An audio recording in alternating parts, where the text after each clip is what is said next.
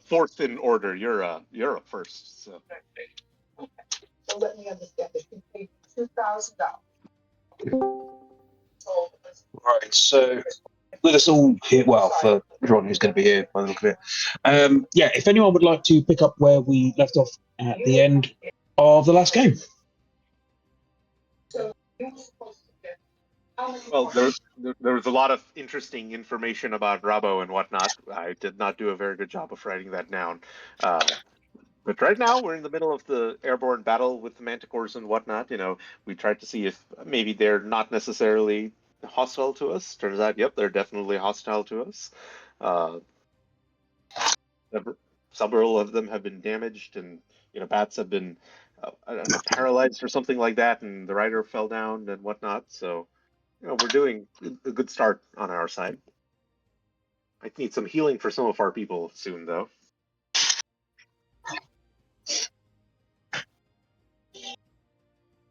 So yes, you are on your journey, and you have been set upon by these creatures which flew up out of the forests below you. You're currently many hundreds of feet up in the air, and battle continues. So, where we left off, there's been a few of the bats have fallen, taken out, as well as a couple of the riders by themselves have been taken out on these bats. One of the manticores has also fallen. But we now return to you, Romok. What would you like to do? So, just as a reminder, these bats here, how are they looking at me? Are they damaged at all? The one right next to you there looks fine. Yeah. The one directly below you, the one down here, however, is looking very ropey. Okay, very bad. Struggling to stay up. Okay, I will take a double swing, and I'll aim for this one first. So. One to your south. Sorry, say that again. The one to your south. Yes. Yeah. Sorry if that didn't ping. Yeah, the one below me. So. And was it the bat or the rider on the bat who was looking at low health on the south one? The bat is looking bad. Okay. The rider is looking absolutely fine. Yeah. So that is a crit hit. Oh. Yes. Roll your damage. Okay.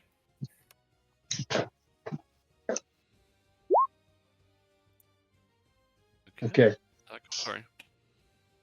As you go to swing this, you just feel Astrofall just start to shake in your hand, and you watch as this blue energy just shimmers down the blade. These little motes of blue energy just start to fly off it as it arcs through the air and just cleaves the bat in two. Amazing. That bat is well and truly dead. The rider, however, is going to scream out in panic, unclip itself from the bat, and launch itself in your direction. Oh, okay. No. You got another swing left, if that, maybe.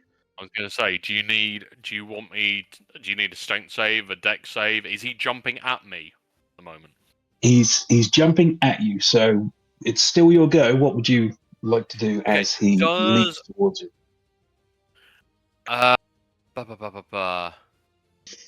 Does it count as an action to move the griffin, or is the griffin a separate action to me? It's your movement. My movement, yeah. Okay. Mm-hmm. I kind of just want to let him fall. Yeah, I wonder if you can bat him off with an attack. Using your sword to, like a cricket bat to just beat the guy away from you as he's trying to jump onto your griffin. Yeah.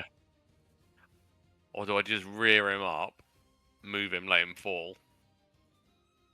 No, I'll batter up. Swing, batter. Yeah, I'll swing. I'll swing and try and smack him out of the air. Okay. That's another 20. That's amazing.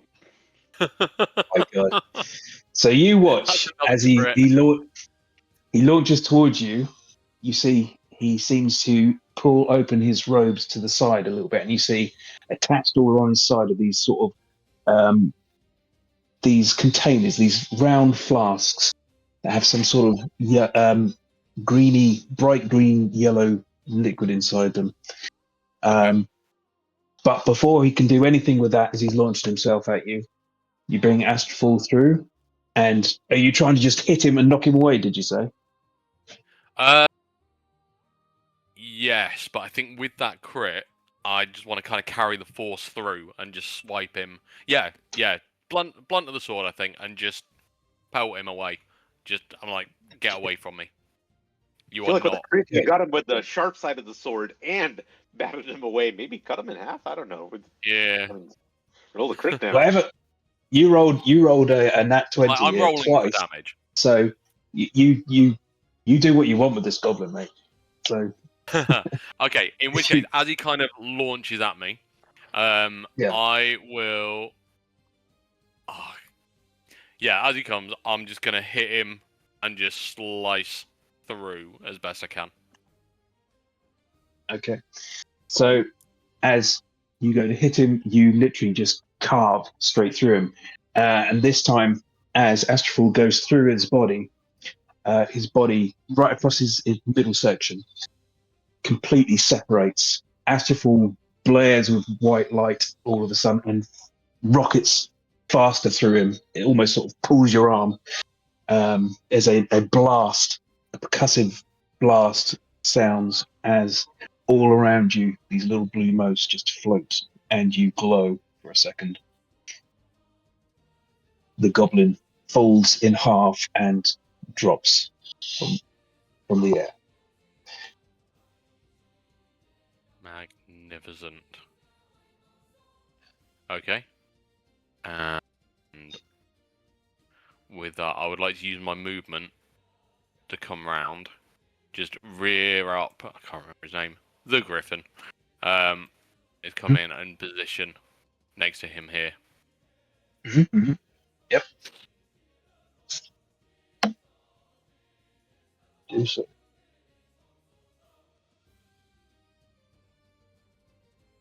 Okay, I think that's everything you do there, isn't it?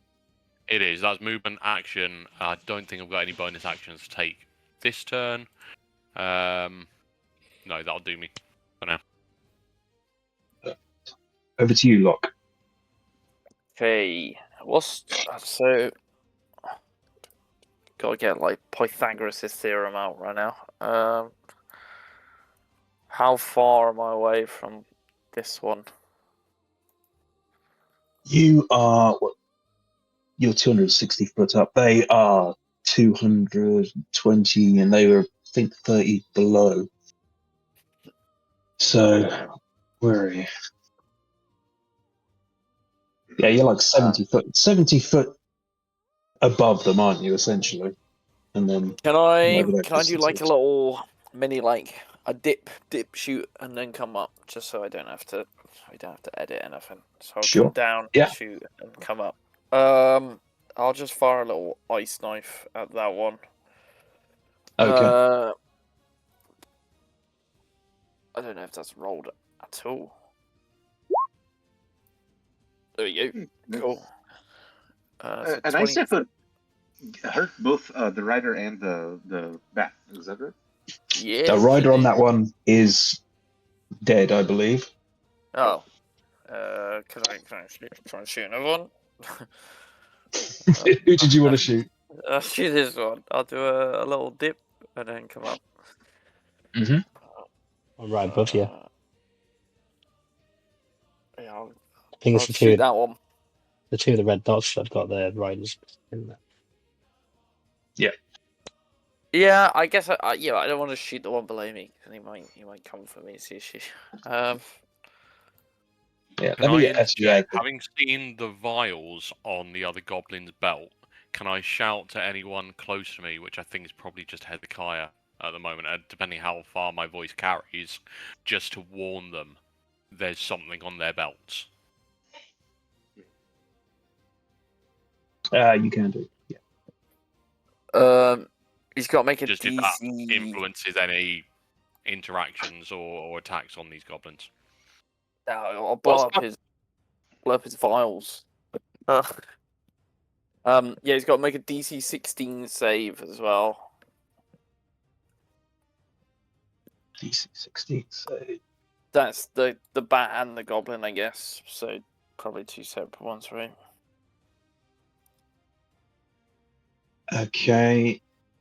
What's Second. the roll for? Right, the roll hits one of them, and then the around them people have to make the save.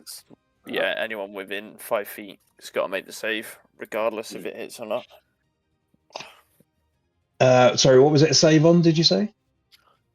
Dex. Okay. So first one succeeds, so the bat succeeds, and the rider succeeds as well. They both succeed. All right. Well, just the bat takes 10 then, and that'll be my go. Sad times. Yeah, that's my go. Lovely. And you're going back up to your 260 foot. Yeah. I'll come down. Yeah. Shoot and go up. Yeah. Okay. Hezekiah. So it is possible to make the Griffin's attack as well, right? Now, is that my action to make the Griffin attack? Yes. Yeah. Okay, that would be. Okay. And, when we're flying, when the Griffin and Bat are kind of close, is there like an opportunity attack business if I wish to fly, let's say, upwards first? If you're going to move out of their range, then they would get opportunity attack against you. Yes. Okay. Well, seeing as how I'm still at a bit of a range from the, let's say, Goblin, and both the Goblin and the Bat to the right of me, they're perfectly fine. Is that right? The one next to you, yeah, all good. Okay.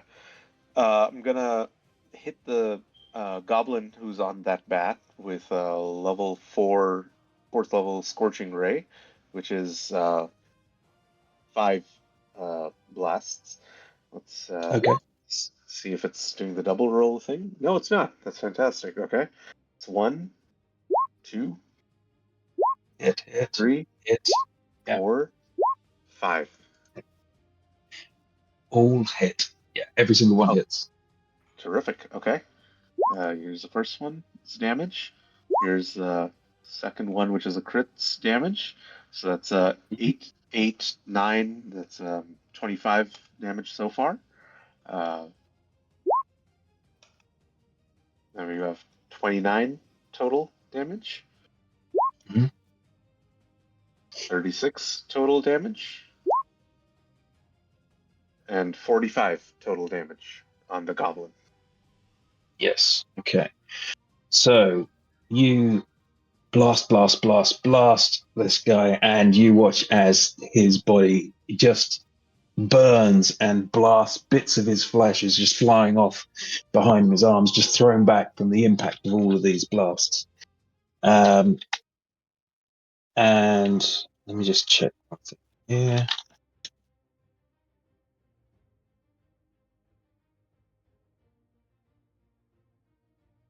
Okay. So as each of these hit, you as well notice they are against the inside lining of his clothing, as all these vials are lined up. As each one of these blasts hits it, you watch as the liquids inside sort of froth and bubble, and eventually, as all of your blasts hit and the goblin is well and truly dead, suddenly an eruption of light and sound and flame. You ignite what they are carrying, and The Bat can't enjoy that.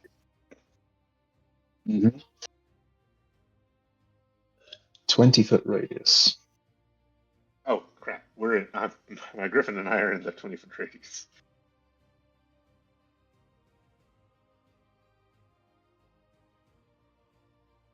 Yeah, a lot of people are. Well, Okay. isn't the guy here? So like the radius is centered on the Goblin. I mean, that's just where it's been put on this token. The whole thing is Oh. the rider and that is it's Oh, so yeah. It is just, actually it's just you by the look of it. and my Yeah, griffin. it's just you. Um, Just you and your griffin. Okay, so you're going to take what is it? Let's see. 8d6 of fire damage. oh boy.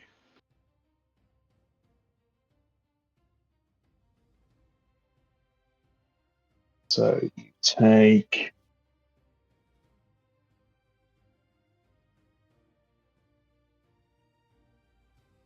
24 points fire damage. Whew, I mean, I'm fine. Ooh. The griffin is a little worse for wear. The griffin will also take that damage as well. And also, so does the bat. Mhm. The bat is still flying, although it is very heavily damaged now. It took the brunt of that blast, and it is struggling. And you can see its wings are in tatters. Parts of its body are visibly just torn open, and you can see sort of ichor and gore just dripping out of it. But it remains flying. Uh-huh. Okay. Okay. I think that'll be me. I would like to healing word my griffin, but I already used a level spell, so that's me. Jasper. Who's running Jasper? Yep, I've got some instructions. So let me just look them up. So, Romok, what would I'm guessing I would have seen this kind of blinding light. Where did it come from? It came from the goblin that was blasted. Yeah. Was it from a right was here. it from a vial or a pot or something?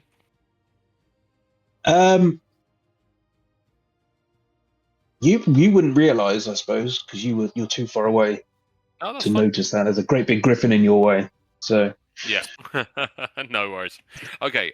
So try. Oh, okay. I'm going to try something new because Matty's given me permission. So bear with me. Let me just scroll down on his character sheet. I am going to use, or Jasper's going to use, Yolandi's Regal Presence. please Pop post that up. What is that? Oh, yeah. Bear with me. Sorry, I cast a spell. I didn't show the details. That's not what you used in the town before. Play. I think it was. Yeah. So I need to mark off a slot. So, you surround yourself with unearthly majesty in a 10-foot emanation. Whenever the emanation enters the space of a creature you can see, and whenever a creature you can see enters the emanation or ends its turn there, you can force that creature to make a wisdom saving throw. On a failed save, the target takes 4d6 psychic damage and has the prone condition, and you can push it up to 10 feet away. So, what did it say? 10 foot. Boom. Okay. Not a line. Creature makes a save once per turn. Okay. There we So go. you can push the rider off his mount. Yep. So that I'm still learning. How do I lock that to Okay. Jasper's? Okay, snap to corner anyway, then linger. Linger. Snap to corner will let you get in the centre of the griffin as well. Yeah. Let me...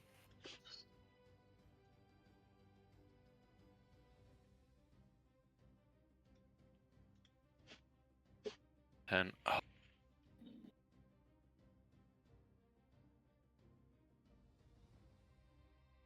Not work. Why is that not going to the center? Sorry, this is frustrating me. If someone else can do it, yep, you've done it. Lovely. Okay, so it's a wisdom save. Jasper's against. What would it be? Wisdom 16 for anybody within a 10-foot range. I would guess he'd move to them and through them. So no, let's start there. Right. The bat fails. This bat here fails. This so one 4d6 here. psychic and a push. This one here does succeed. Okay. On success, still half damage. So let's start with the bat then.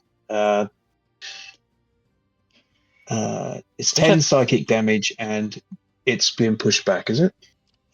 It says it's made prone as well, Uh, so if a flying creature's made prone, will it just plummet? Does he fall if he's prone? With this bat here, as it throws back, you watch as its wings curl up and its head just goes limp and it falls. Nice. That one's gone. Don't have to worry. This guy won't get pushed back, I assume. What does it say?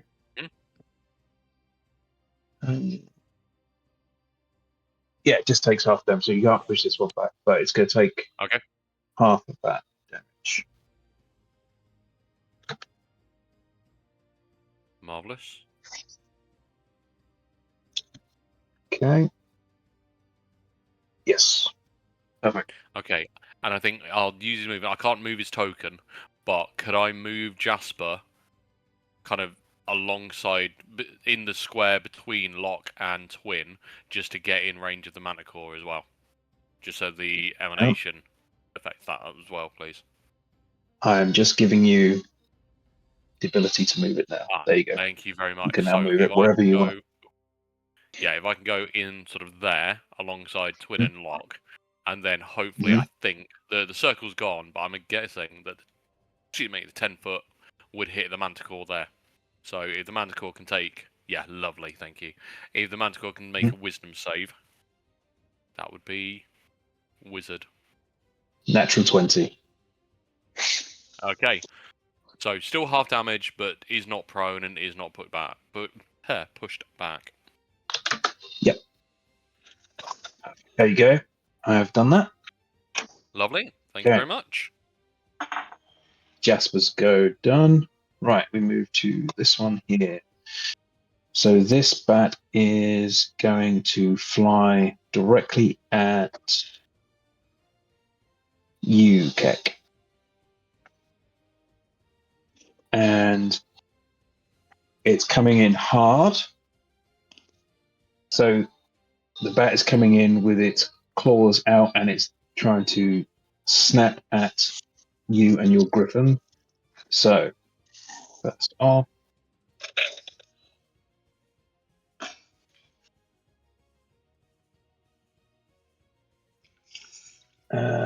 15 to hit. That won't hit. Nope. Yep. For now. And on top, the creature on top is going to use a spear attack against you. So that first one was against your griffin, and the second attack is now going against you. Does a 9 hit? No. No. Nope. So you just feel this spear just coming at you, and you manage to just move out the way enough, and you just feel the edge of the spear just scrape across the side of your shell. You have gotten away without any issue there, but the bat is completely up in your face.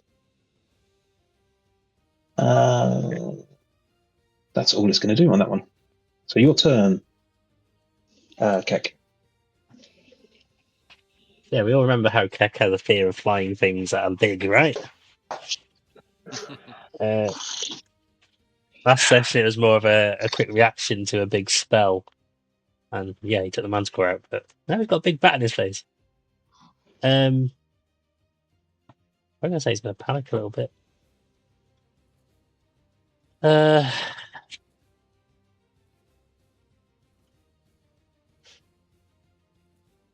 guys have a good set of phobias amongst you. Afraid of open big water bodies, afraid of flying. Great, we're just a bit broken.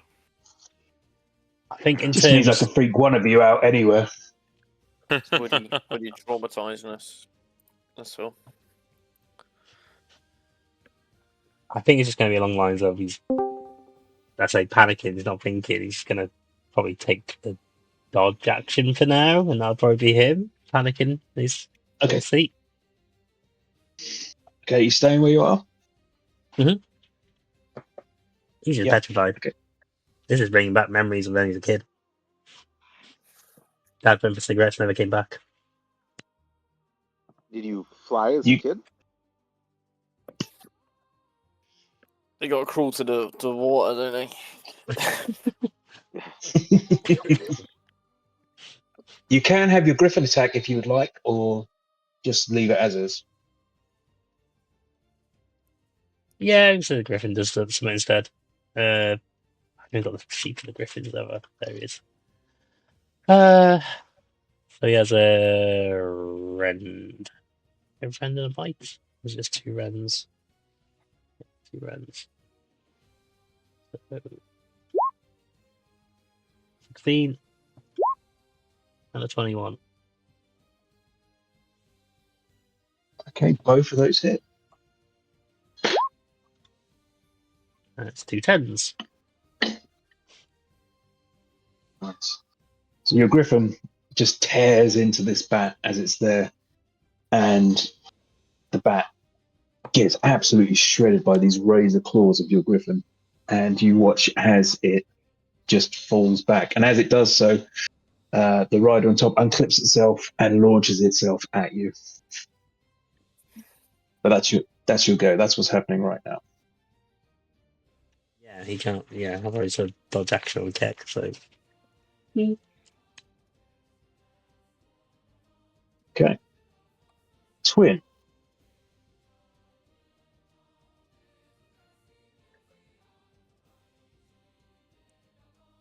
What would you like to do?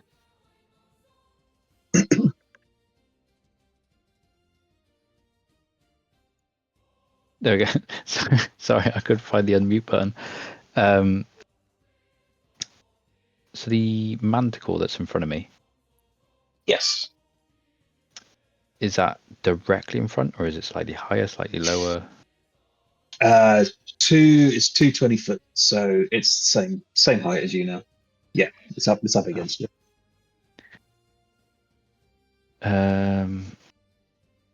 So could I fire a arrow at it without disadvantage of being so close, or no?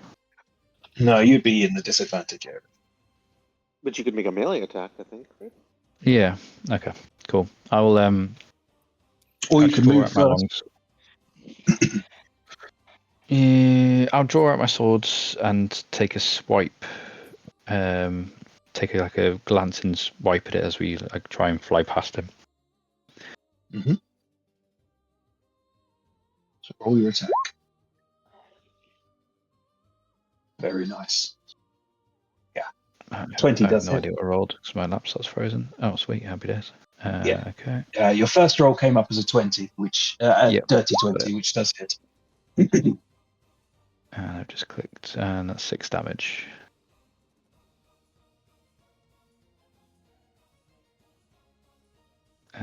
Six damage. Yep.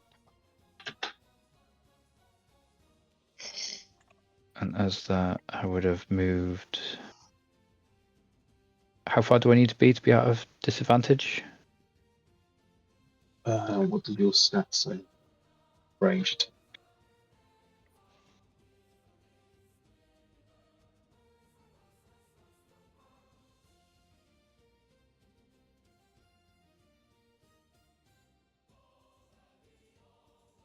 See.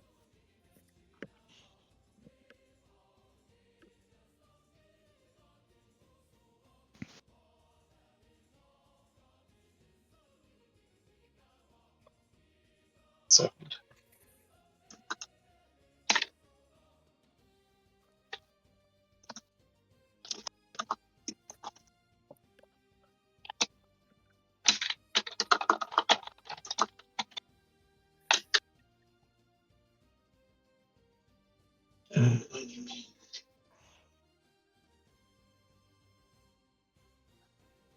It says within 5 feet, I think. So hang on.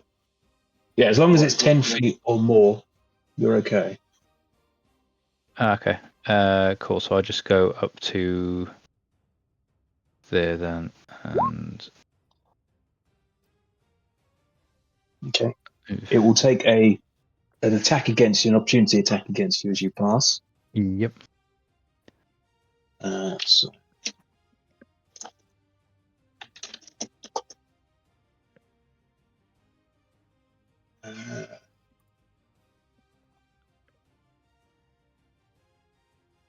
It's only a 10 to hit. Can't miss. So luckily you managed to get your griffin just to swoop out the way and curl around, bringing you into a much better favourable position.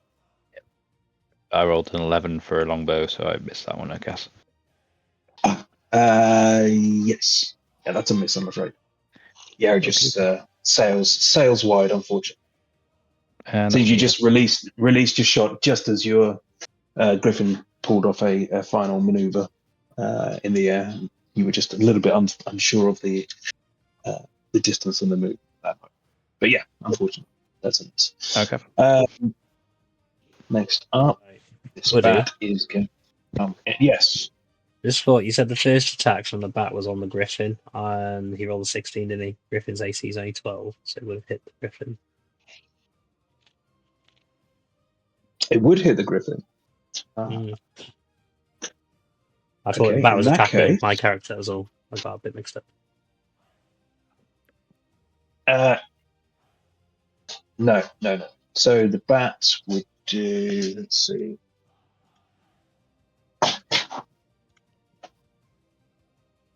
Five points of damage from the bat then. Not too drastic. Huh?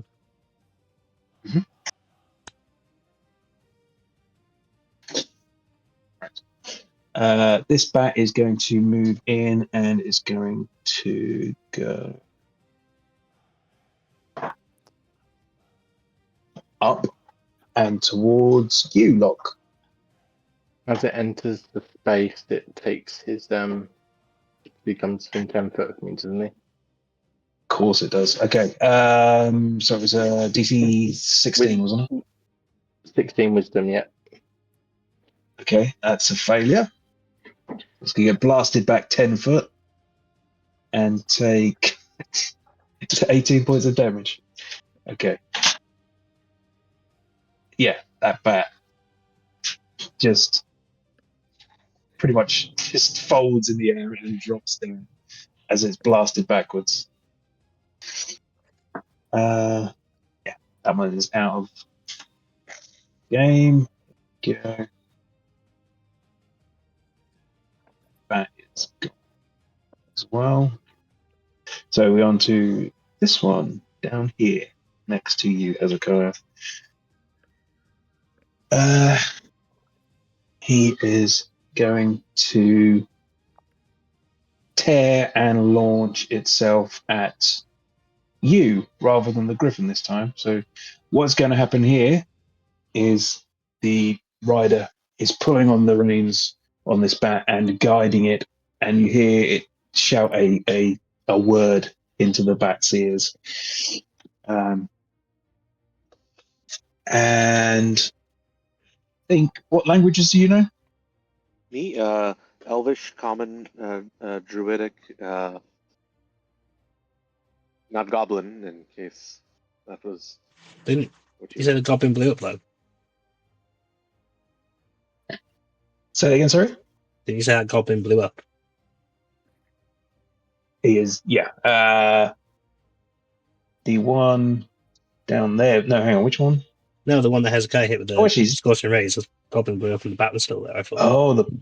Oh, yeah, that goblin did die, didn't he? You're right. Too many goblins, too many bats. Yeah, this guy then, the bat is going to just claw at you then, Hezekiah. You're going to watch as. Yeah, it's going to go for you. With a 19 plus, hang on,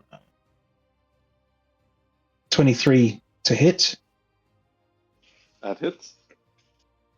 You feel the claws grab at your clothing and scrabble and pull and yank you. Give me a dexterity roll, please. Save. Uh-huh. Dexterity save. You need to beat a 15. I don't. You don't. You feel yourself pulled from the back of your griffin. Pulled. As in You- falling. You are in the claws of the Okay. bat. Okay. Just transfer here for now. Before I got And you are going to take, as that happens, 4 points of damage, piercing damage. So the claw is just sort of scrape and stab into you. Mhm.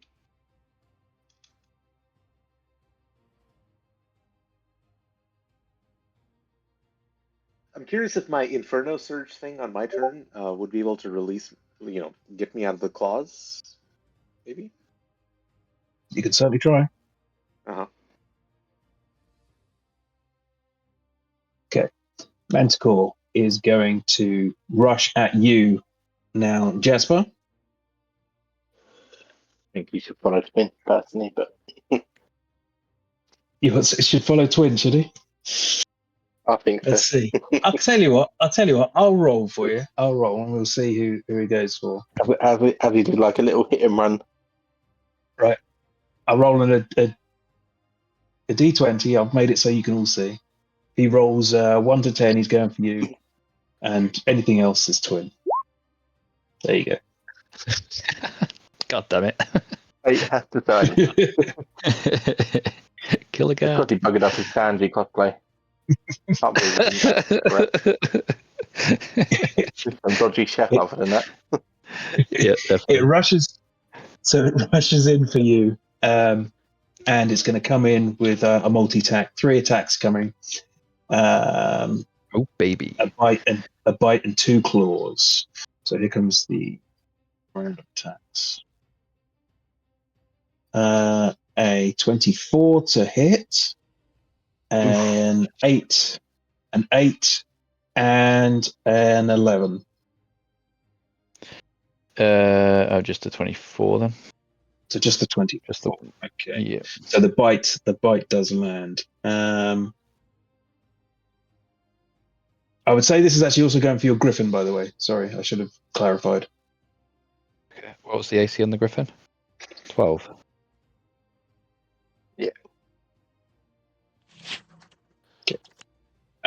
So griffin takes 6 points piercing damage as the bite closes in on one of its legs. That's all do on that one. You just hear this growling roar as this manticore just moves into your space once again. Okie dokie. This guy here. This one is on you, Jasper, and the Me or the Griffin? bat is going to go for your griffin.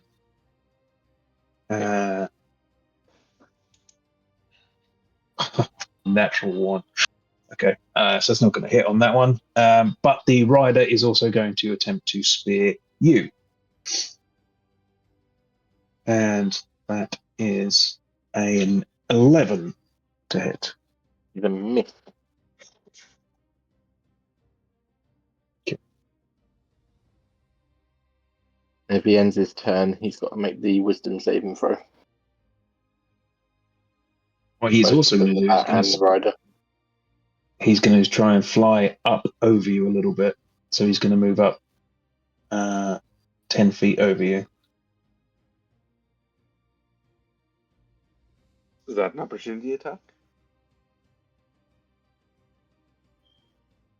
Yeah. You can take an opportunity attack. Should Do I get myself to do it, or do I get Griffin to do it? That's the question. Um,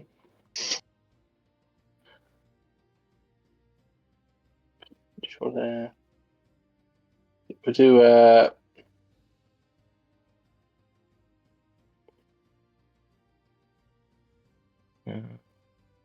I'm checking my flourishes.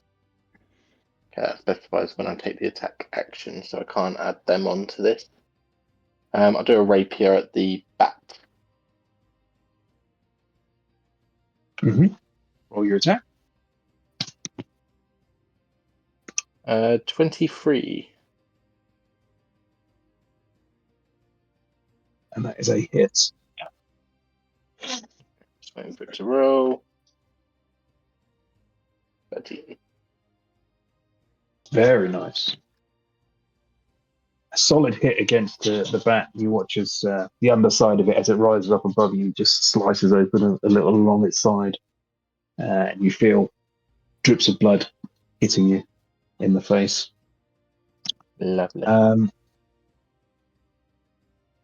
Roll something. Yeah. Roll a Constitution check. Sounds promising. I don't have any bonus to my Constitution. Oh, apparently I have +2. Yeah, I got my Jack of all trades.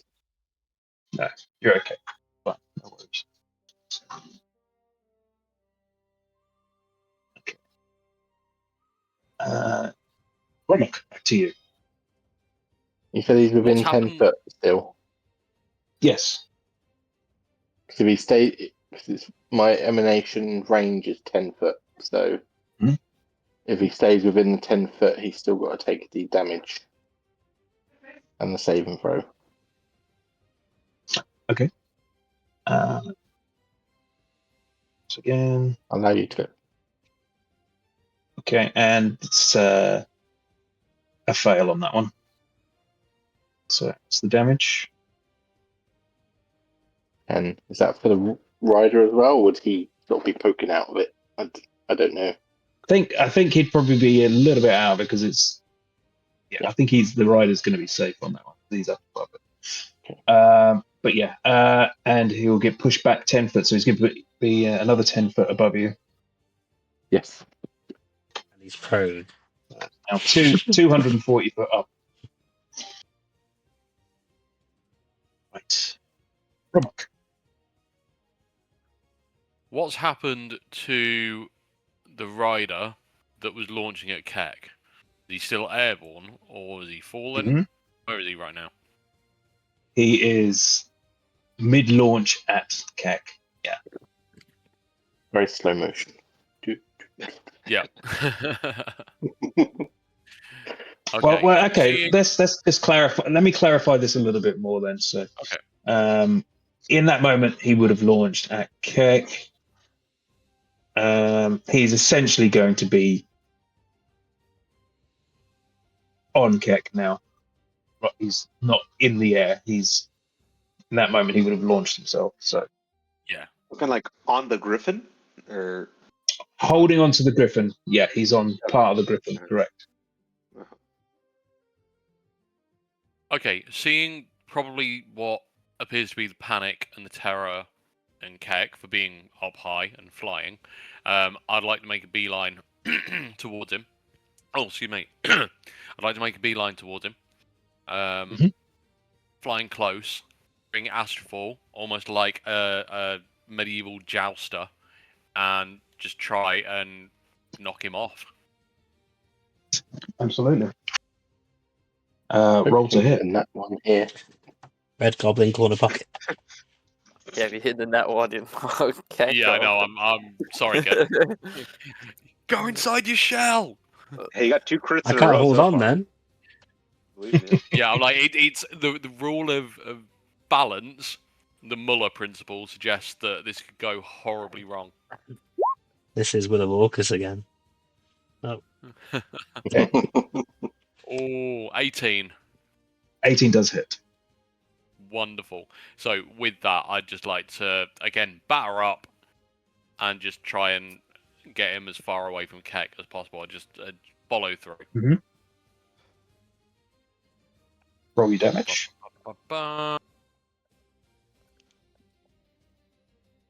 That is. Did I go through? Not yet. I didn't go through. There it is. There 12. it is.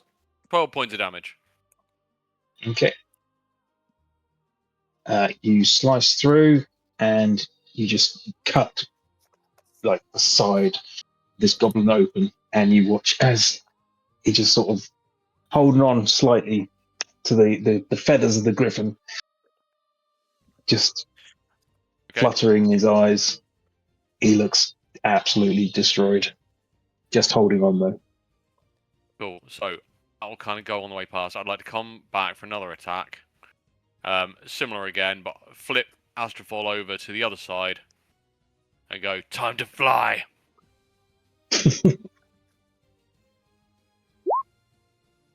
First Another hit. And your damage.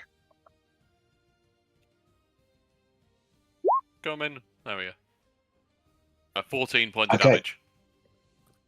You batter this goblin off, and as you do so, you split open the other side of the goblin, and Keck, you just feel this blood just splatter all over you and your griffin as the goblin falls.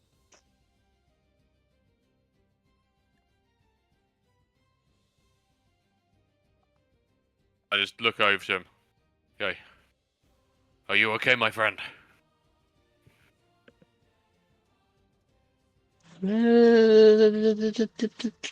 It's happening again. Stay close. And I wheel the griffin round and point towards the manticore. I'm not sure how much distance I've got left. No, I'll leave my distance for next turn. I'll stay close to Keck for now. Okay. Hezekiah, you are in the grip of the bat. Wasn't it Lachlan first? Skip Lock. Sorry. Yeah, Lock.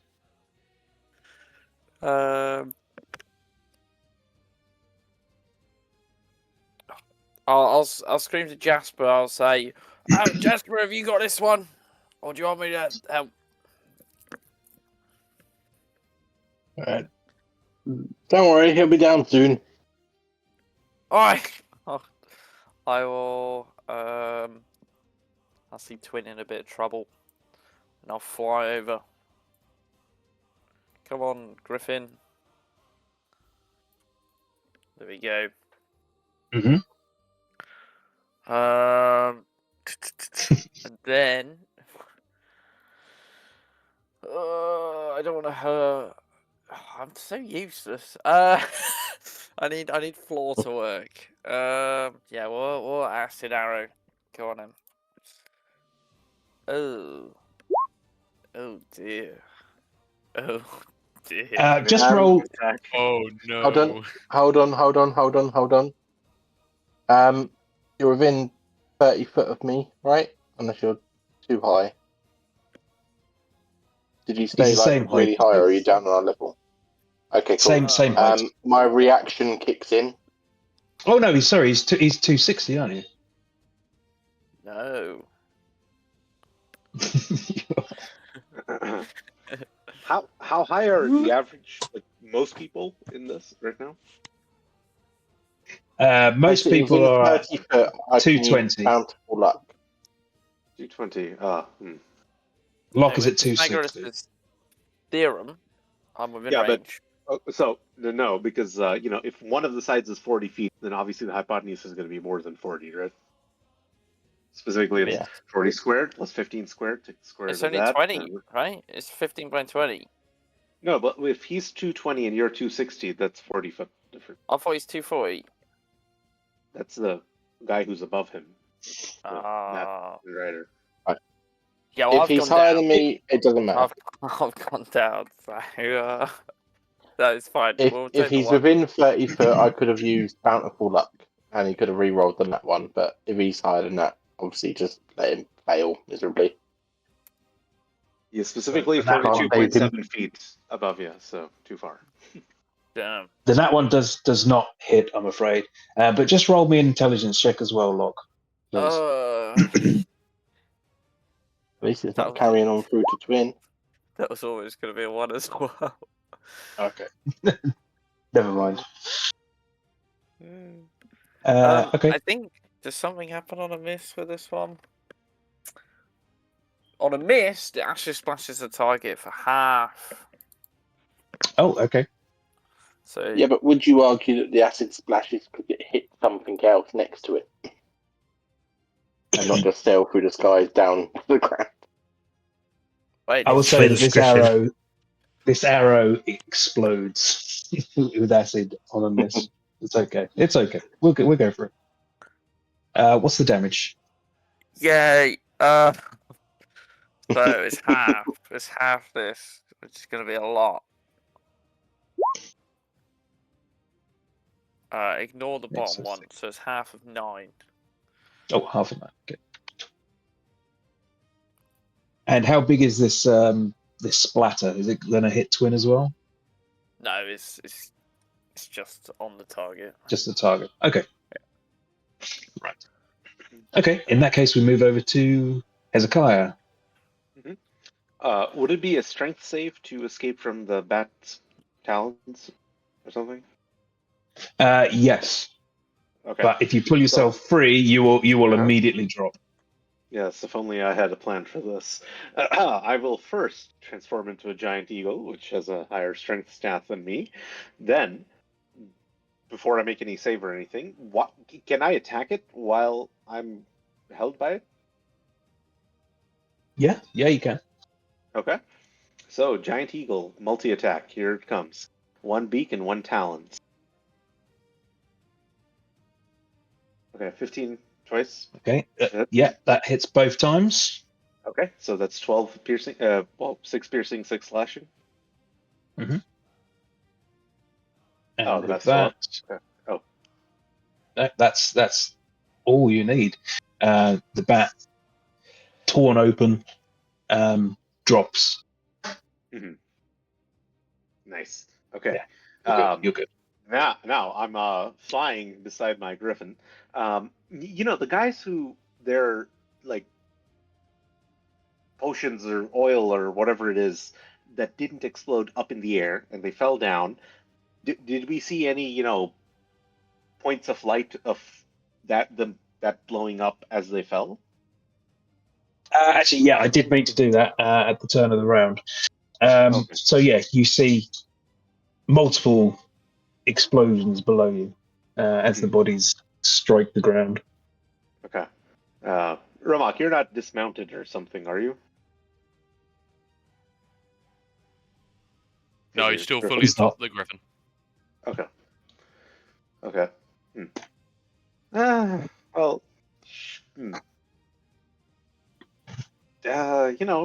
Giant eagle just made my attack, still flying. Let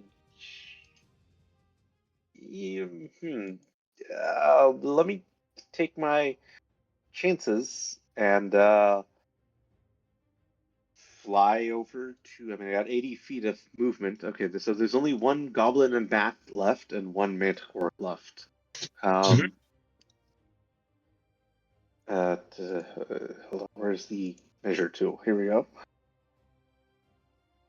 That's 50 feet, and also it's 20 feet above me. This guy's 65 feet.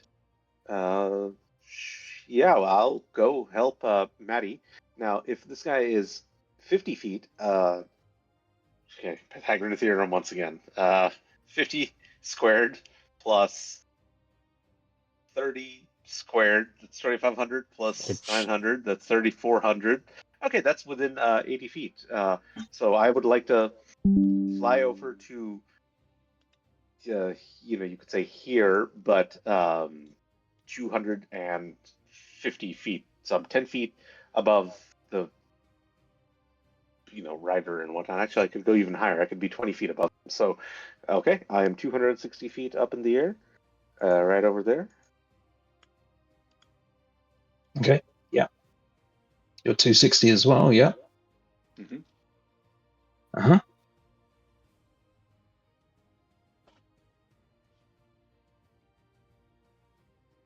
Yep.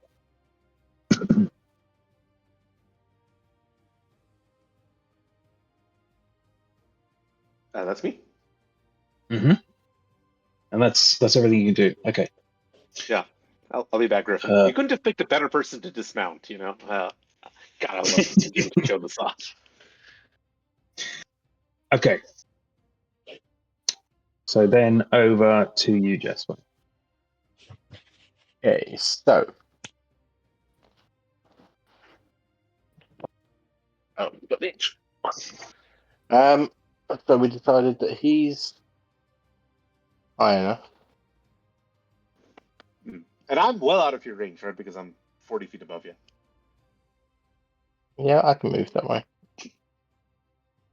You can also choose whether or not a creature takes effect from the blast, you know?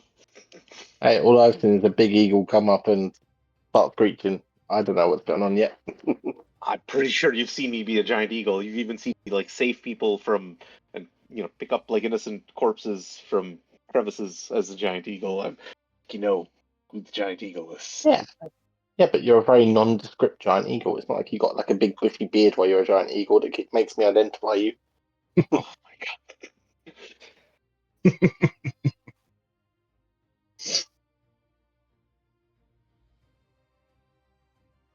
You can go with it like that, Jasper, or like, you can roll an intelligence check. It's up to you. I don't think I need to roll an intelligence check.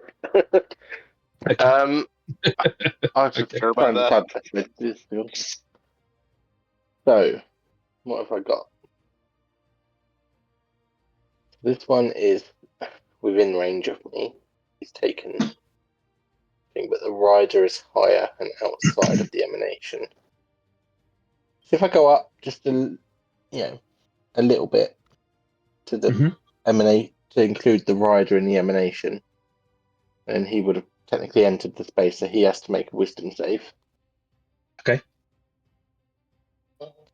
Yeah. So do you want to go up to sort of the same 240? No, just give me 230 just to get the rider into the emanation. Okay. Just so that he has to make the save because he would have entered the space.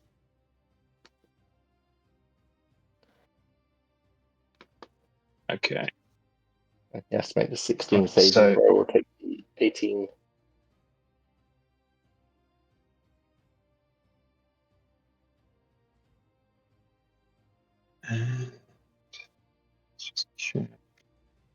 It was wisdom. I can't remember. Sorry. Wisdom, yeah. Yeah.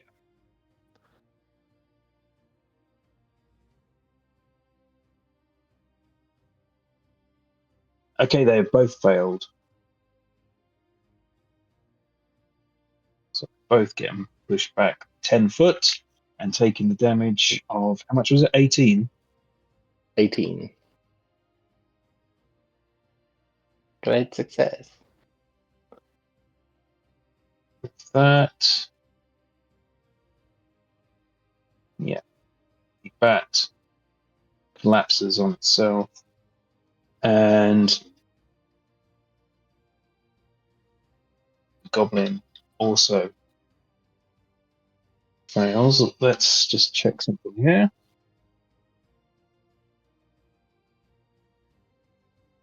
Okay, as the goblin is thrust backwards, there's a sudden spark and flash. Another explosion goes off, and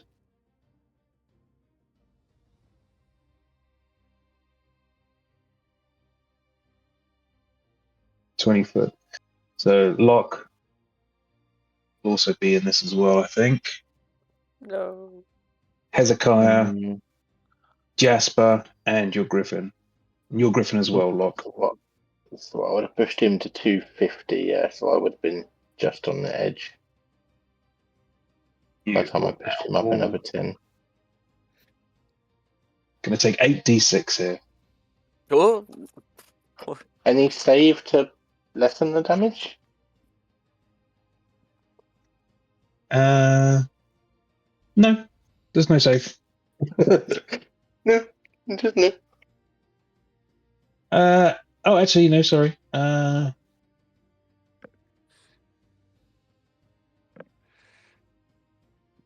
Yes, there is a dexterity save. Sorry, just noticed that. So you have to beat Okay, so my a. Griffin got a nat 20. I got a nat 20 and a 10. So 16 to beat. It's So doing your that Griffin roll is twice thing good. for me today. And I got an 18, 26. so you've got to beat the 16. You'll take half the damage, and it's 28 points of damage, down to 14.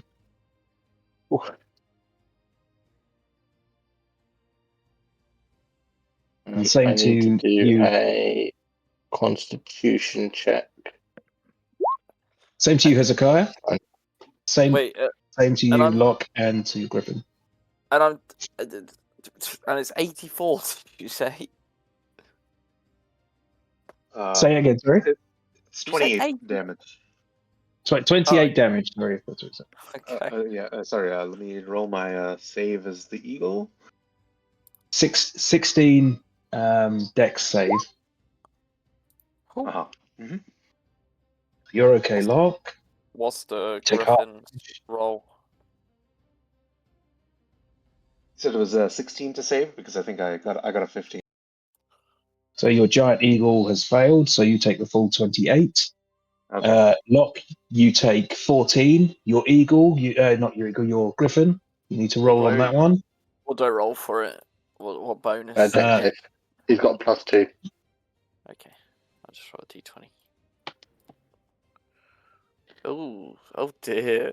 We're doing good tonight. Isn't that one? That one. Full 28 points of fire damage.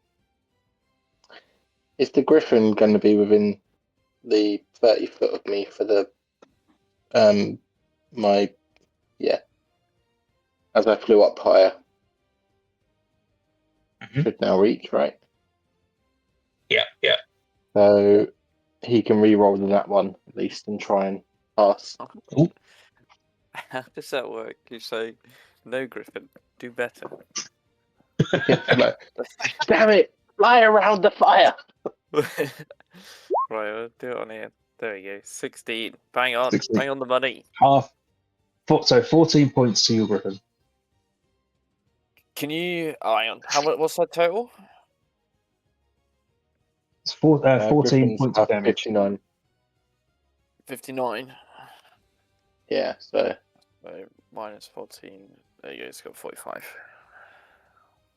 okay, right. And now to get on with my actual turn then, after that momentary distraction.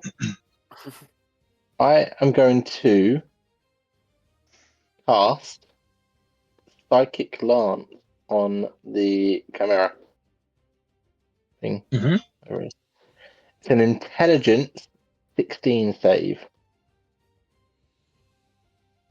Okay. Yeah, really failed that. Really failed it. Okay, so he takes 76 psychic damage and is incapacitated until the start of my next turn. That's a You haul. bastard. Okay, so do your damage first. The 7d6.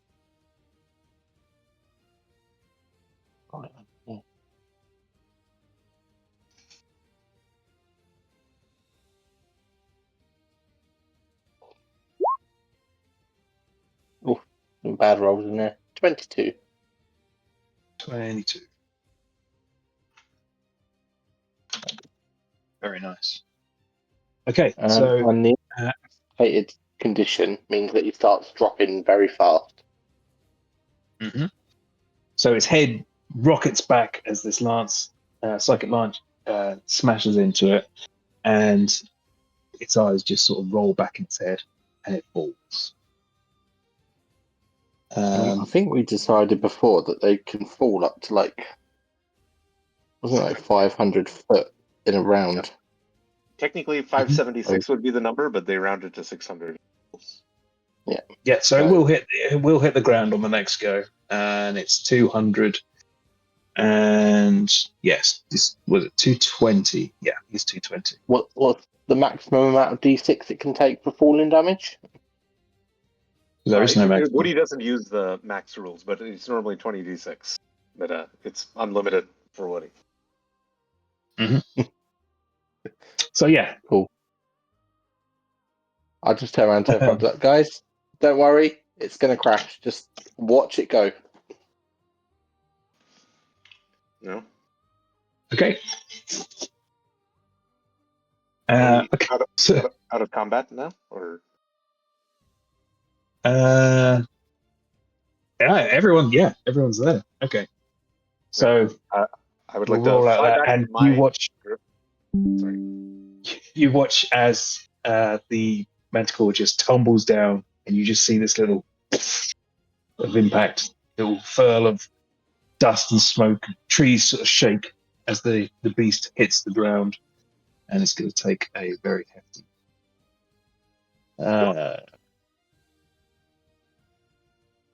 Yeah, I'm not even finished doing the rolls yet, and it's already way over. So, yeah, it's well gone.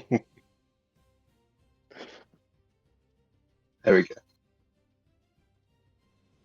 22d6 is how much it took, right? Yeah.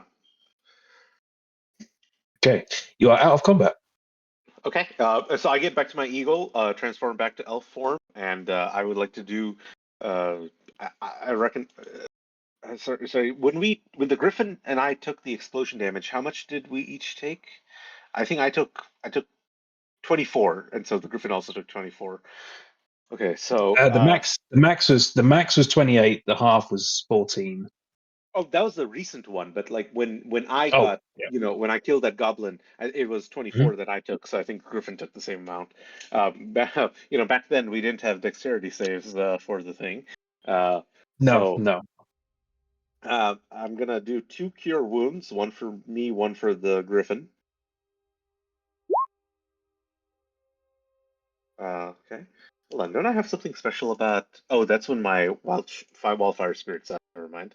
Okay, so that's for me, and this is for the Griffin. Okay. Hmm. So my Griffin is now back to from 59. It went to 35, and then up to 46. Yeah. Okay.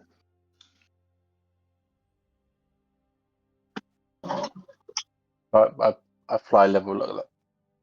You alright up there? What are you talking about? Yeah, a little burnt, and I'll just kind of like splash some water on the griffin, to try and like pat the fires out, and yeah, I'm good. I'm all good. I mean, I'm a bit scared of another fall, but that's why I ran away a bit. Don't worry. There's a few of us around to catch you this time. I'm sure we wouldn't let you fall all the way. No. Yeah. If you're flying less than 600 feet, there's no catching chance, which is why we should categorically not be flying less than 600 feet in the air. Yeah, but you've got to Right. remember, like, everything happens at the same time, effectively. Yeah. Like, initiative's just a way of breaking that down. So, like, Right. But I mean, we shouldn't be flying at 220 feet if Yeah, someone but what we're ambushes. saying is there's a reaction. Like everything one round is 1 6-second space. No, I get that. So I'm just saying, theoretically, we could take a reaction to try and save him.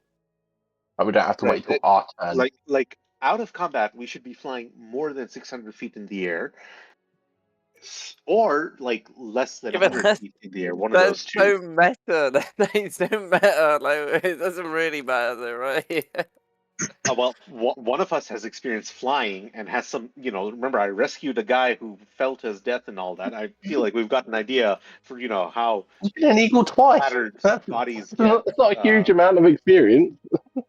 Yeah. And besides, if he fell from 600 foot, if he falls 600 foot straight down, your flying speed ain't going to catch him from only flying for, down like, that far, is if it? you have feather fall. Like, if you have feather fall, flying more than 600 feet is a good idea. If you don't, then like less than 100 feet, ideally. Like, 40 feet above the ground is the best can idea. I'd rather be higher and have some open sky around us to see exactly what's coming our way. We had the chance now to know what was coming our way.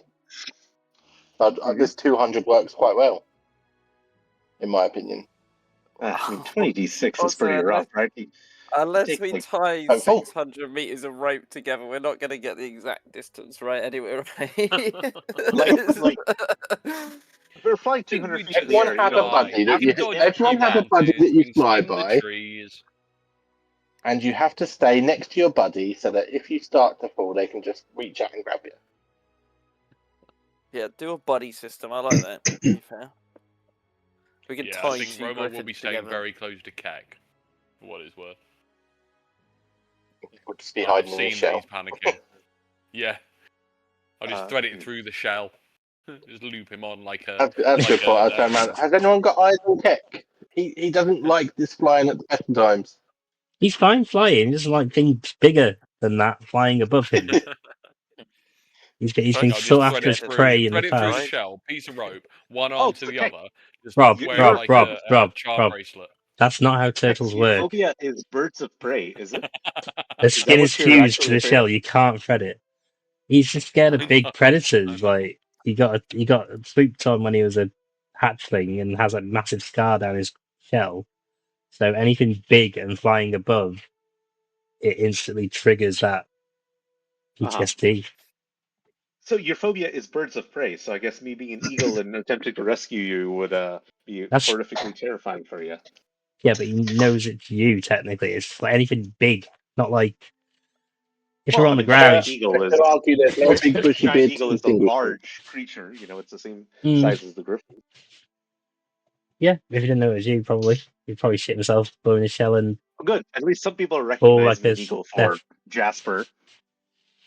Well, Jasper wasn't looking in your direction when you decided to turn into an eagle. How It many makes giant sense that eagles an do you eagle know? comes. How I many don't. giant eagles show up from time to time? I've done it like so many times. By the way, like as well, fly. when you do look at Keck, you can see that thanks to Romok, he is absolutely covered in blood, as is his griffin down one side. It is literally like Carrie. He's there trembling, looking up, going, And just as you are now all traveling on these griffins and you have got to know how they fly, you can feel after this battle that several of them are a little uneven in the air. It feels. It looks like they've just been shaken a little bit by that encounter. Okay, like psychologically shaken, or like my griffin got damaged, shaken. Some of the griffins have been damaged. Yes. Okay. There's been. Okay. I speaking as Hezekiah, I say, perhaps it would be best to let our griffins land and rest for a little bit, and if nothing else, we might search the bodies of those goblins. If not, maybe all of them did not necessarily explode. It would be valuable to find if they had any information on them, or if they had, if any of them have those canisters that did not explode left on them.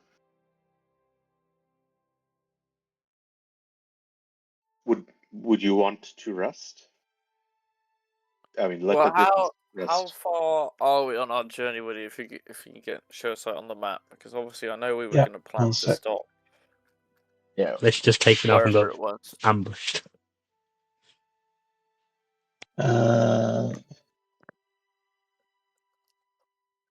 Legally. So you are probably about here, I'd say. Okay, so we can probably head to Balin. Limp there. Yeah, we're going to stop there, weren't we? Then do an overnight, then carry on. Yeah, I reckon we can still make it there, right? I didn't Yeah, think as with long that. as we've Yeah. injured. That only took like a minute out of our time. Like, what we know is that this area has manticores and bats. So surely staying here is not the best option. We need to move on. Right. Yeah, that's also true. Probably not good Yeah. to land either. There'll be hordes of goblins in the night. Mm-hmm. Mhm. That's what I'm thinking. That's a good point. And once it gets nighttime, the bats don't need to worry about light. See? Jasper's still rather blind at nighttime without fire. All right. I would just like to say, so everyone hears it, now that I've seen a giant bat, I can transform into a giant bat. I probably won't because it's not as good as the eagle or the owl. But, just in case you see a giant bat, it's not necessarily an enemy. Transform where I can see you and we won't have a problem.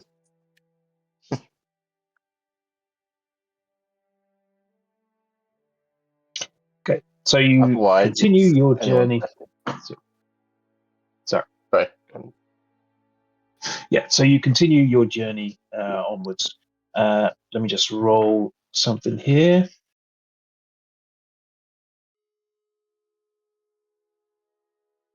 As you're moving on, it feels like your mounts are a bit wary and you're not sure you'll get as far as you may want to. As we're flying, Did I'll we need to turn to the use other side. our full? As we're flying, I'll turn to the other side. But instead of heading towards the tree line, should we move towards the more open area to maybe camp there? Mhm. At least then we can see what's coming for us. Were we using our full range to go from Vale to Palin, or like if their distance is a little reduced, but we weren't using the full distance, this will be fine.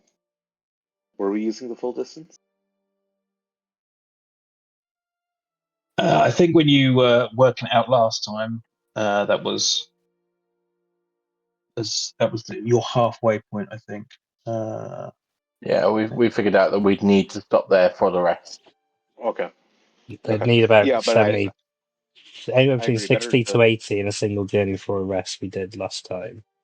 But obviously, right. we've been in a I agree. fight we've been so far, so being about 40 is about probably pushing it. You're right. I agree that being in the open area is better for us, because our griffins they all have dark vision. So at night we've got 6 of them, and however many of us who have dark vision who could look out. I mean, I don't know if griffins literally sleep through all the night, or they have keen sight as well.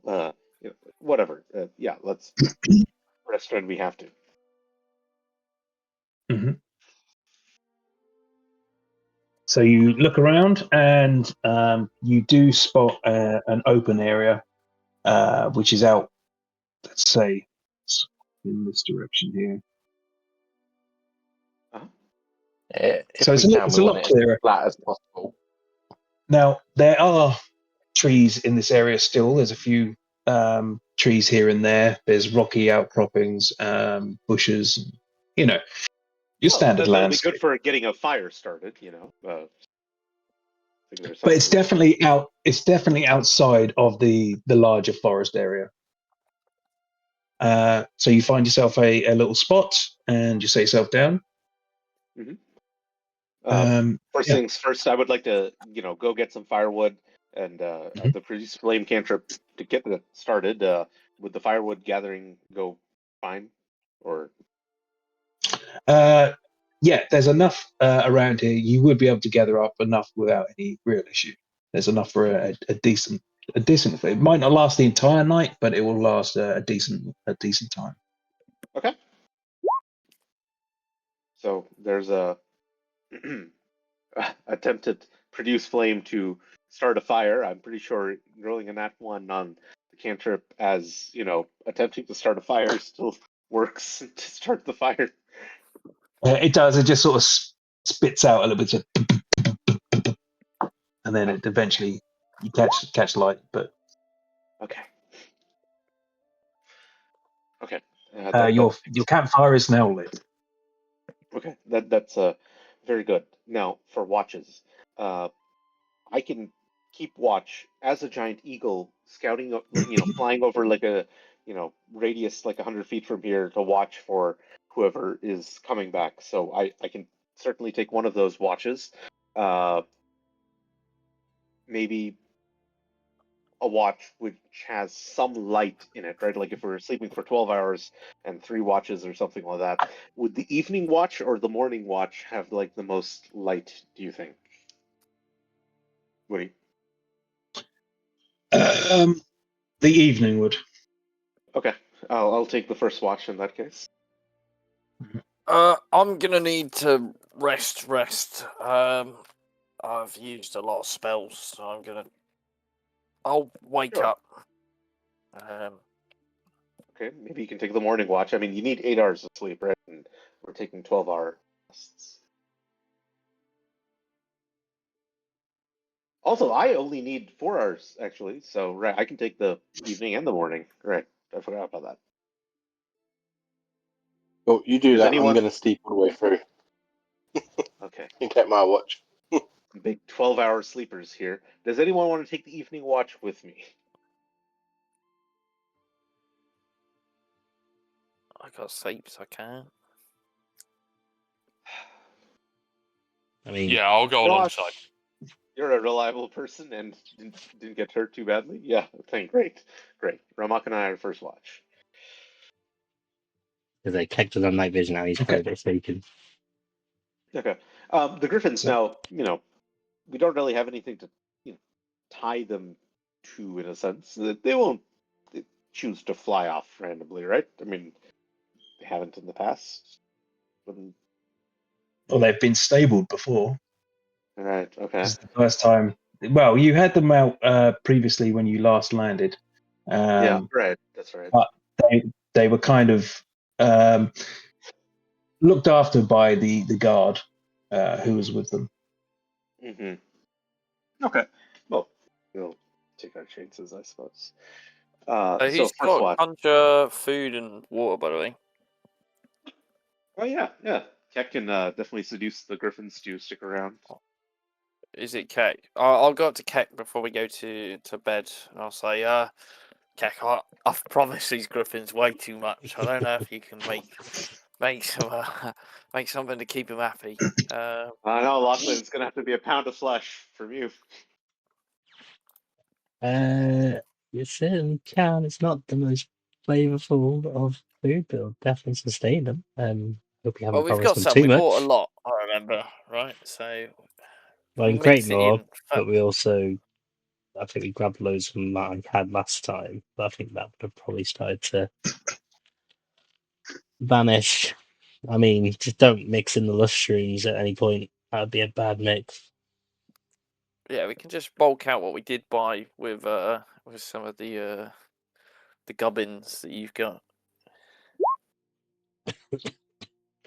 45 pounds of food and water and pig. There's water on the ground. Also, tasty for human and tasty for Griffin, I think, are different, right? Like, completely unflavored raw ham or pork, I think, is pretty good for a Griffin, right? Well, we brought all their fish along that we brought. Probably going to need to cast that You did twice, buy aren't a I? bunch of fish, and you only gave some of them to them. We only gave them 1 fish each. I brought 2 crates. Yeah, that's what I'm saying. Like So we can 16 bulk fish. out the fish with some of the other Yeah. bits. I think it says Make five. smorgasbord for 'em. That works. It's enough food and water for 5 steeds or 15 humanoids. I kind of think I probably need to do that twice if I want to yeah. cover everyone. I'm just going to remind people that Griffins, like, one of their traits is literally called horse eaters. So I feel like they prefer red meat to fish, but I don't know. Maybe here. Hey, I promised some fish. They like the fish. We fed them the fish and they like the fish. But they're exotic. They're very happy with the They're fish. well travelled. They got expensive taste. They've been cooked up in mountains and haven't had the delicacies of the sea. Pocket bacon. Exactly. Pocket chicken as well. I mean, the first thing to check, we can't see any wild horses around, can we? There's nothing Well, I mean, galloping if we about. can't near the road, we can let them just attack random people, right? No, I'm more thinking Yeah, if we well, saw they any don't wild really- horses on the way, they might even when bugger off looking for those horses Even when they afterwards. attack like a horse and a rider, they only eat the horse and not the rider. It's one of the things about them. Yeah. It's I more mean, I about them think just for going looking red for meat, like, food if they've seen some. mutton or pork or beef, is one of the things that's created in Keck's thing. Like the blandest mutton beef, I would imagine, is pretty good for them. Well, when you came into land in this location, you can roll a perception check. Anyone can do this to see what sort of animals you can see around.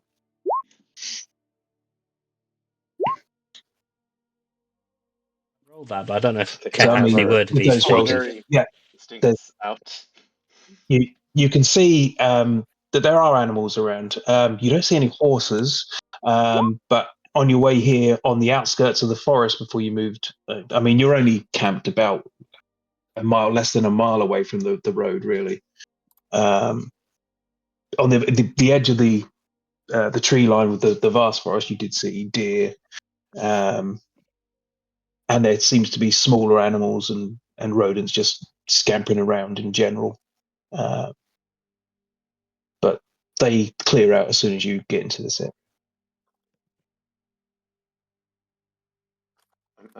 We don't want to insult them with rodents as a meal.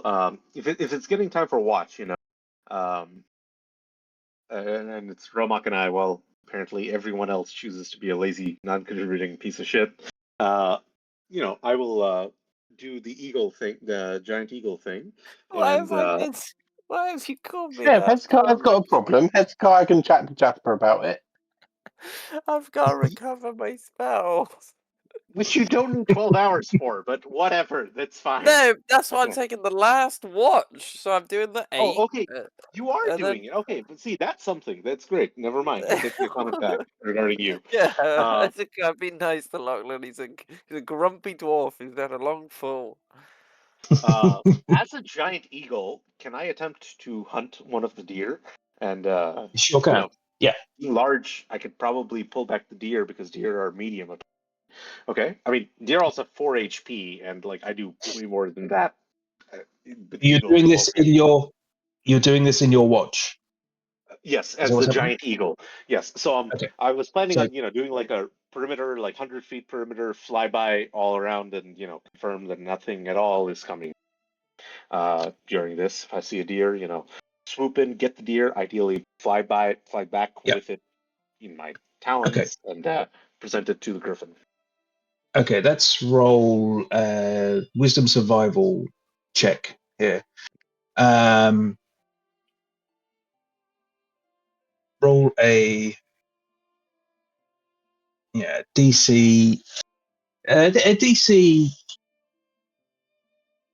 DC 10. You're going to be coming from the air. Okay, what am I easier rolling to exactly? catch. A perception check to find them? Oh no, you can see them because they are just there. Oh, They okay. are. This is a little bit further away from your campus on the other side of the road, towards the forest. You're going to go for a survival roll here, so it's wisdom. Okay. Roll survival, DC 10. Okay, I got a 12. So you are successful. You managed to snag one of the smaller deer, probably a fawn. Okay. If it's a medium creature and especially a young one, I'm sure I can carry that as an eagle back to our camp for our griffins. I will say so. Yeah, So you do, and that's. Yeah. Good. Yeah. Sorry, you said you're feeding the griffins on that one. Yeah. Yeah. I Okay. land in front of them, and as an eagle, maybe I'll just if they're not going for it right away, I will take a little pecks of the flesh as well, to show them that it's So all edible. as you come in and you drop the carcass down on the ground and land beside it, you watch as the griffins all crane their necks round, take note of the landing and the kill in front, and they immediately get up and come towards and start to tear into it. Yeah. Wonderful.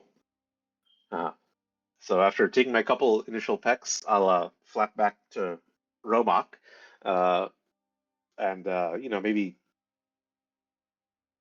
I don't know if eagles really do this. Like they kind of nuzzle your head against a person. Rubbing your side of your head against a person to kind of show friendship. If he wants to say anything to me. Roark has been staring into the fire, alone, just with his own thoughts. And I think as Hezekiah kind of comes up, you just see him in the middle of a kind of conversation with himself. Something like, I thought I was searching for a god. For a sign, a purpose, something to tell me who I was supposed to be. And his eyes are just fixated on the fire. Every trial, every loss. It was all down to my friends. Thought my faith was gone. Faith isn't a god. Faith is friendship. It isn't a church. It's not a prayer. It's this. I kind of look back at where the rest of the party are sleeping. It's the will to keep going. Everything tells you to stop. And I'm not broken. Not anymore. Kind of just run my hands through the feathers of Hezekiah. Mhm.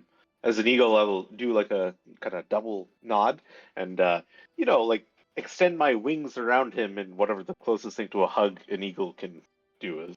Also, I'm a giant eagle, some kind of quite a bit larger than a robot, so be firm and embracing.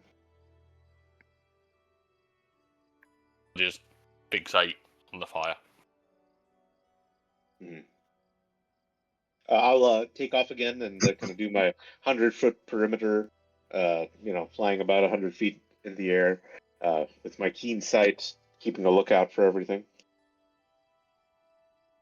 Okay. So is it you're both doing the first watch, or Yes. is it? Yes. Okay, right. Roll perception, both of you. Okay. I have advantage on this with the eagle's keen sight thing. Did that come through? It's a Okay, 14. yes, it did. 14, yeah. And for me, just rolling it again. 19 for me. Okay. As you're both there, Romok, you're at the fireside, and Hezekiah, you just take off into the air. Very quickly, actually, you pick up Hezekiah, a moving shape that's away from the road. It's closer to you than the road and is moving Okay. towards you. Hezekiah, it's not Hezekiah, Romok, you hear a faint jingling, little bell. You turn, and you can also see it seems to be a figure, small lantern on the end of a cane, on the end of a staff, just swaying, heading in your direction, moving sort of fairly slowly, but they're almost upon you. Could this be Sylvester? Is that his gear that he had? You can get in closer if you like. Yeah. I would like to fall down to about 40 feet above the ground and, maybe fly over this individual going opposite Mhm. direction to him. Can I recognize him a bit better? So as you get a bit closer, and you don't recognize him. You don't see the hat, the large hat that Sylvester used to have, and this Okay. figure seems to be dressed differently than you remember Sylvester dressed, and they seem to be hunched over a little bit. Okay. Can I tell race and stuff like that? You can see, though they're hunched up, they seem to be probably would be tall, would they, to stand fully. But you're not 100% sure of anything else at the moment. It's quite dark out. It is the evening, yes, but it's a little way into the evening and darkness has come. Okay. In that case, after my flying over them opposite their motion, I would fly back to where Romok is in fire.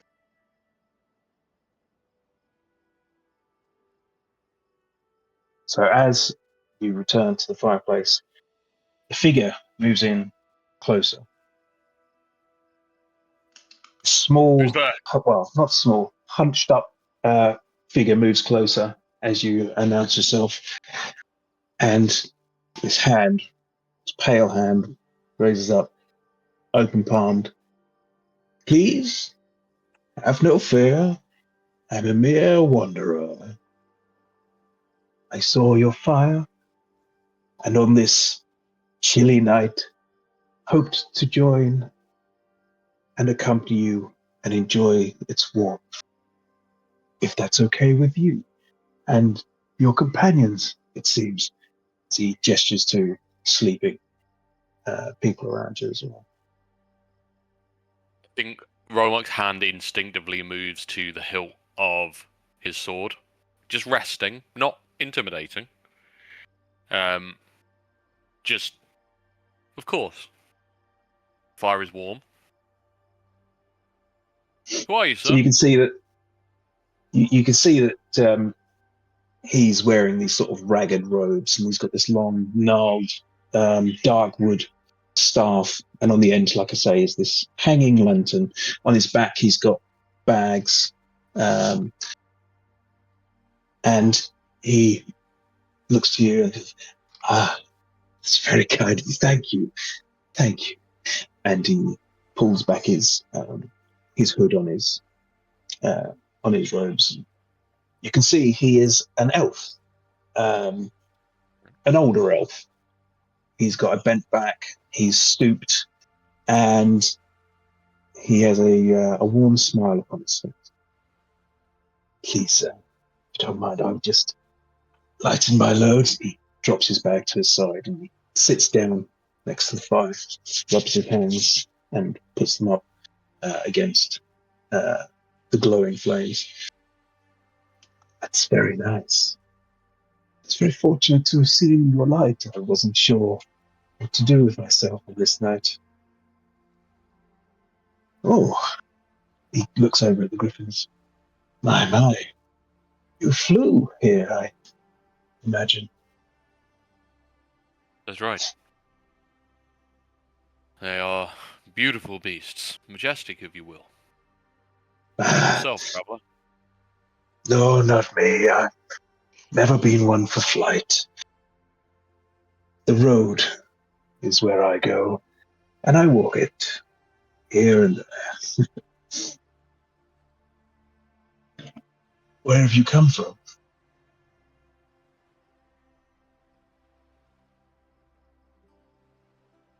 What's my impression? Can I roll an insight just to what's my sort of take Yeah. of him? Roll insight.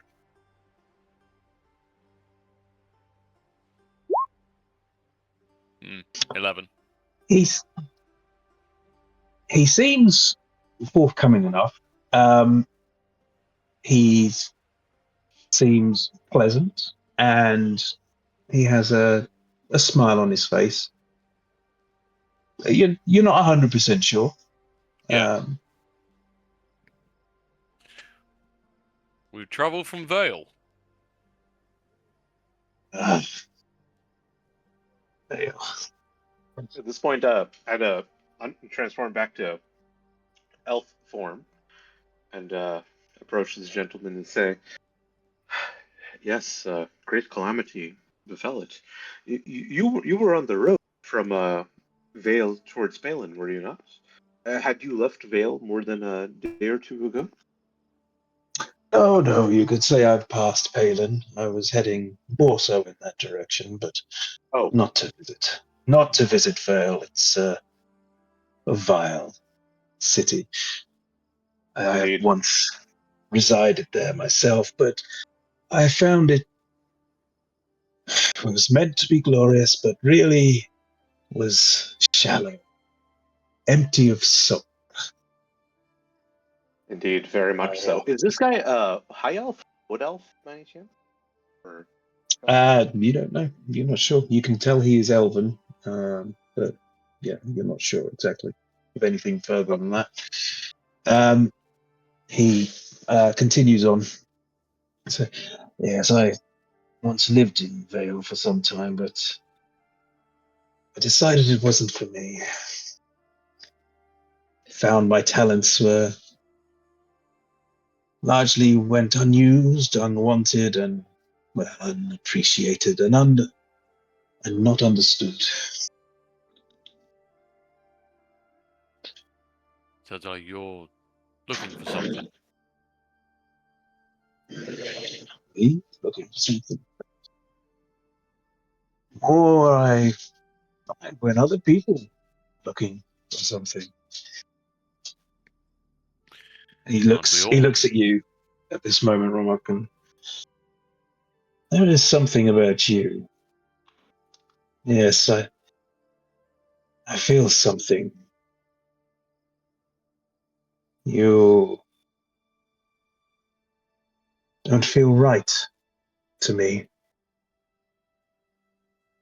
Something bother you.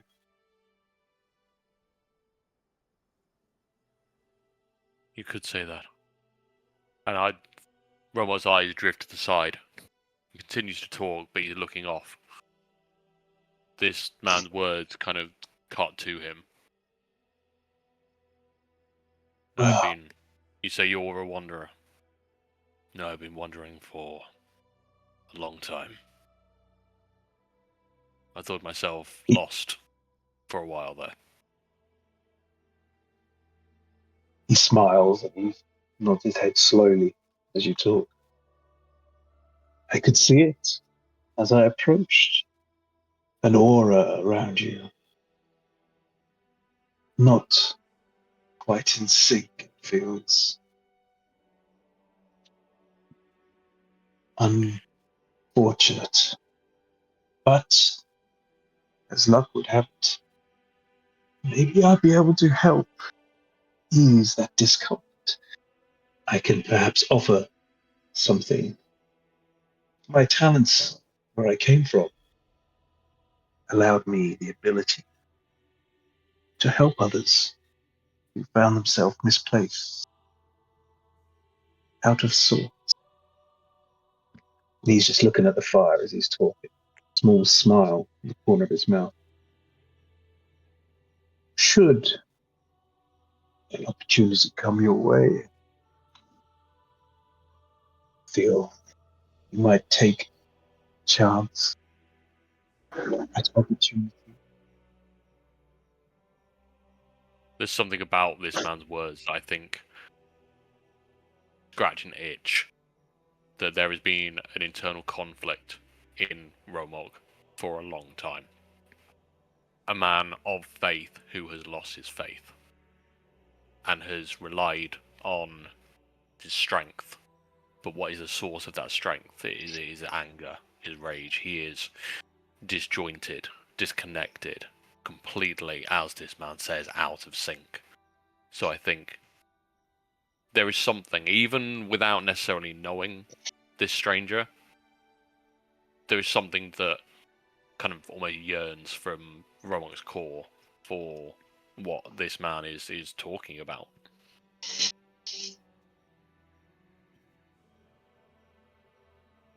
In my time in the past, I dabbled in many things. I was a healer. I was an academic, a scholar, a mage, alchemist, even in some places. I feel I might be able to offer something potent, something powerful, something that will change your life.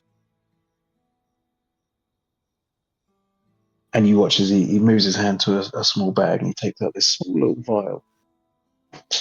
And you can see he holds it between his thumb and his finger. And inside you can see this bright pink liquid. The small circular stopper on top, all made of glass. And these black lines going down the edges of the vial. I once created something. Proved to be incredibly powerful. I could offer it to you. Just tilts it so you watch as the vial was moving, catches glimmers of the fireplace in it. Just roll for me, Romok.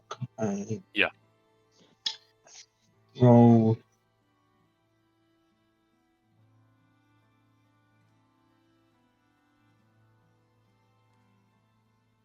Roll a wisdom check for Wisdom check coming through. me. Mm-hmm. Not great. It's only a 2. Just, it does feel like a genuinely enticing opportunity that he's offering. Yeah.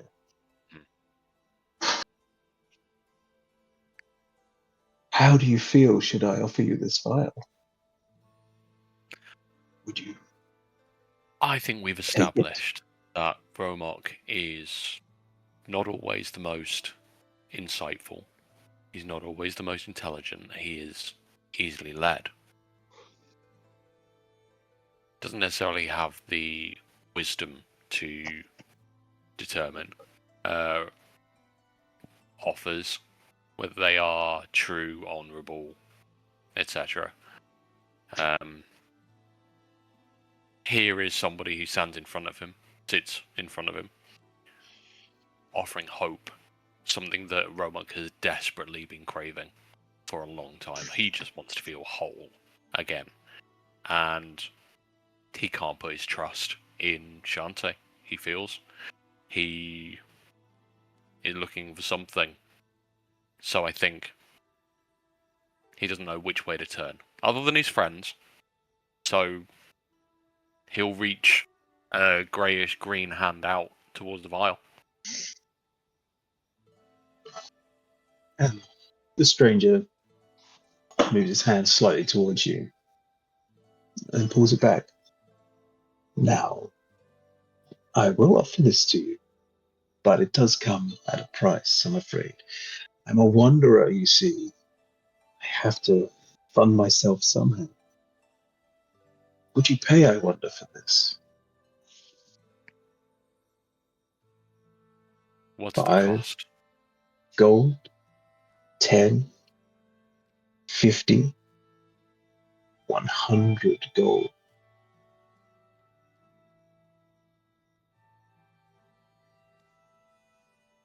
What exactly does this do? It will change your life. Can I quickly clutch my amulet and do a divine sense? Mm-hmm. What do I register? Is there anything I register? Honestly, it will tell me if there's Divine anything sense. celestial, fiendish, undead. It does pick up something, a fiendish presence, a similar one you've always felt. Yeah.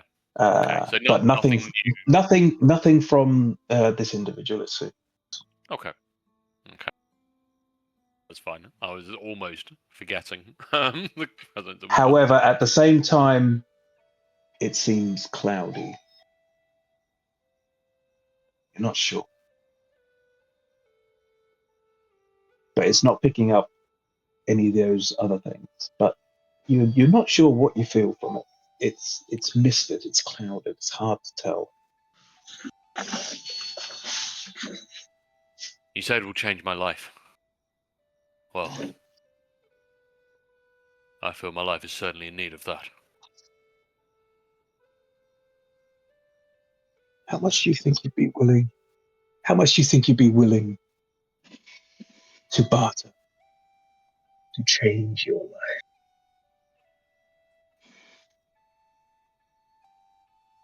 What's it worth to you? He just rolls the vial between his fingers. I think with with such a low wisdom score as well coming through, whatever it takes. I think it is wise for you, Romok, to take this opportunity.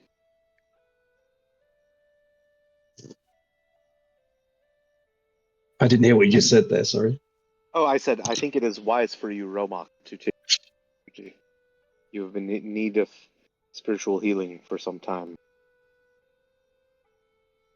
Wise companions, indeed. Well, since you didn't shudder earlier, perhaps 100 gold will find your fortune. I weigh it up. I will take it. And I pull out 100 gold pieces from my pouch. Remind me, what's the conversion rate between platinum? Is it 10 to 1? 10. Yeah, Yeah. it's 10. It will do it if you like take off. It'll Okay. auto do it. Oh, for does you. it? Okay. Yeah, and I hand him a bag. And he just takes it gently in his hand. And as he takes it, you can feel his fingers and his skin as it touches you, and it's so soft and it's so almost cool. Thank you. And he moves his hand towards you and offers you the vial. I think I kind of roll it in my hand a few times. He says it's kind of like pink liquid with black lines. I just kind of watch it. It's like this. It's this vivid, bright, almost neon pink liquid inside, and there's this sort of pointed, long, thin vial with a circular cork, got a glass stopper on top. Okay. I will pop the topper. You go, to your health. And I toast it and down it. And to yours. Oh, can give one drink of And that. you drain the elixir, and immediately you feel a great weight. Your whole body feels heavier than anything you've ever experienced.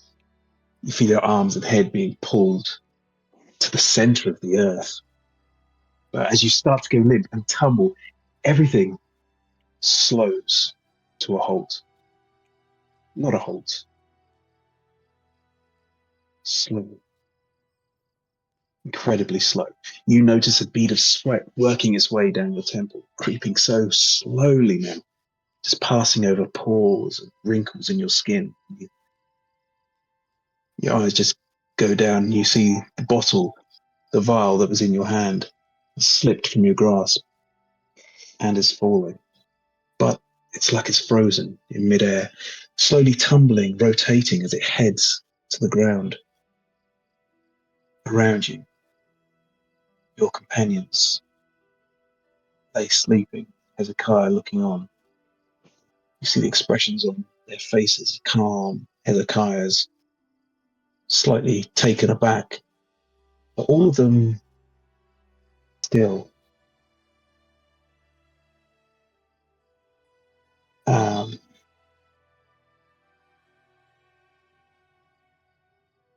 Then the world around you starts to shrink as the blackness closes in.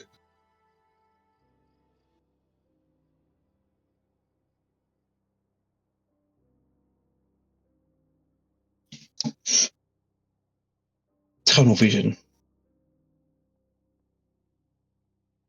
And then that tunnel vision becomes but a pinprick until it blinks out.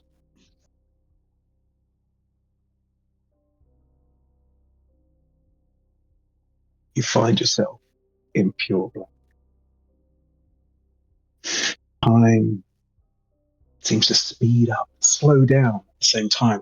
You find it hard to process how your body's feeling, how your mind races and slows.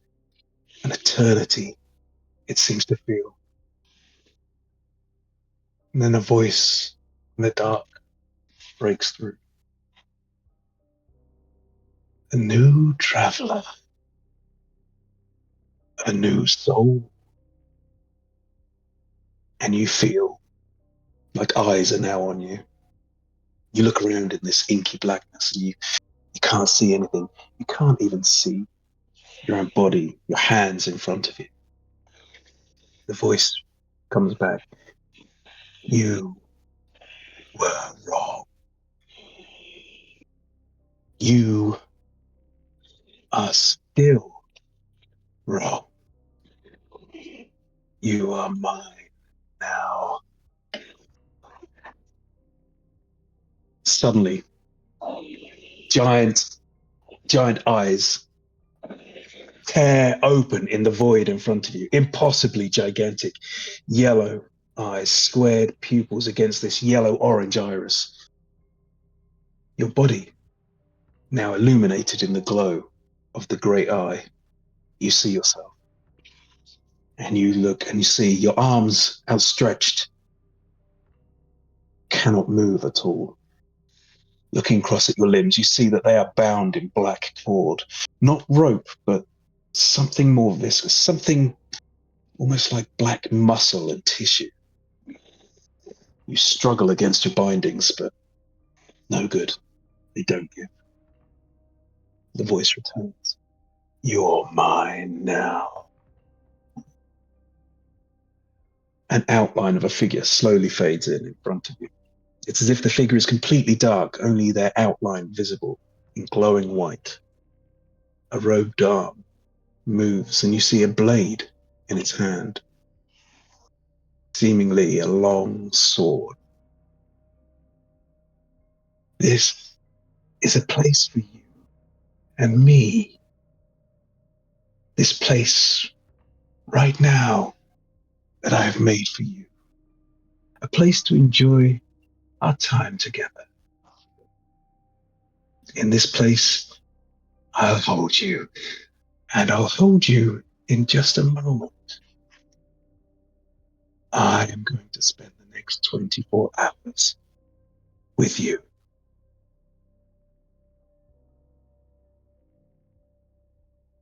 The figure's arm shifts and the blade slowly moves forward. You feel this piercing pain as the blade slides into the flesh of your leg. Pulls the blade out again. It's a great feeling, isn't it? The energy you release is quite something. Quite a rush. As the adrenaline starts to pump and your heart beats faster. Blade moves forward again. Another slash of pain and intense sensation floods your body. The blade pulls out. How are you feeling? Please tell me everything. And the figure just Can I stands. move? Or am I just frozen in place? You cannot move. Yeah.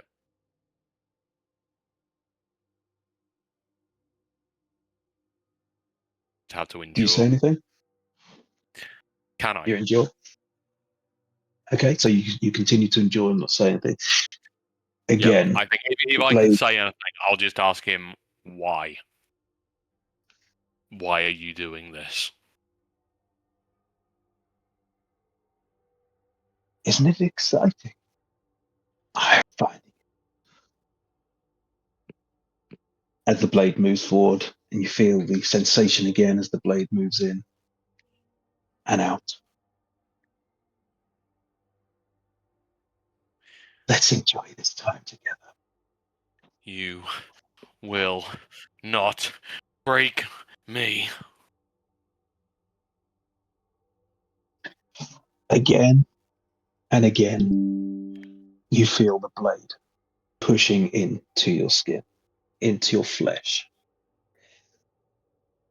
Different areas of you, all over your body. An hour passes. You feel the warmth of blood flowing from you. You feel every single inch of the blade as it slices into you again and again, whilst the figure remains almost stock still, just simply pushing the sword in and out. We've been here 3 hours. You must feel elated.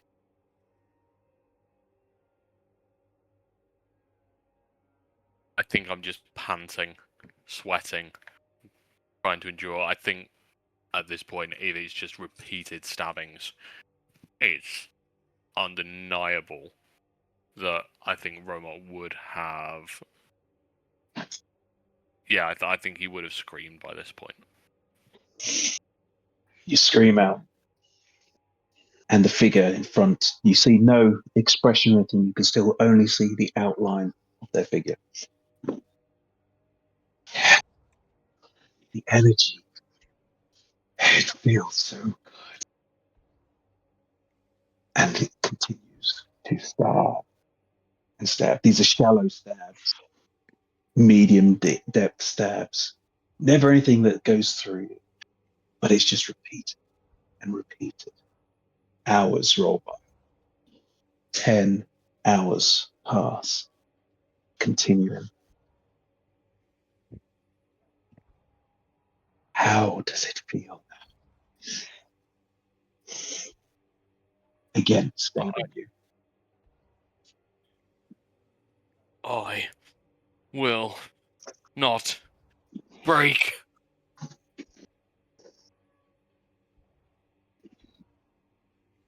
Another couple of hours pass. The figure steps back. 12 hours. You're doing well. It's feeling good. Feels so. Is this like And- all in a moment from the outside perspective on Roma? You don't know. You're not there. Romok Well, doesn't know. I mean, I'm somewhere, but I mean, Romok has did he no. disappear? Okay. To your perspective on the outside, you saw Romok take a drink of the potion. Oh, nothing else. Okay. Hezekiah, sorry, not Hezekiah. Romok, you continue in. The figure steps back, holds his arms out slightly, and looks back at you as another version of him appears beside him. And together they step forward and bring a sword up and poke it into you. 2 swords now.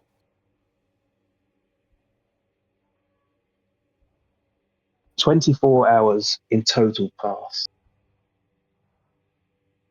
And the figures step back. The original one in front of you just tilts its head slightly. Thank you. What a day.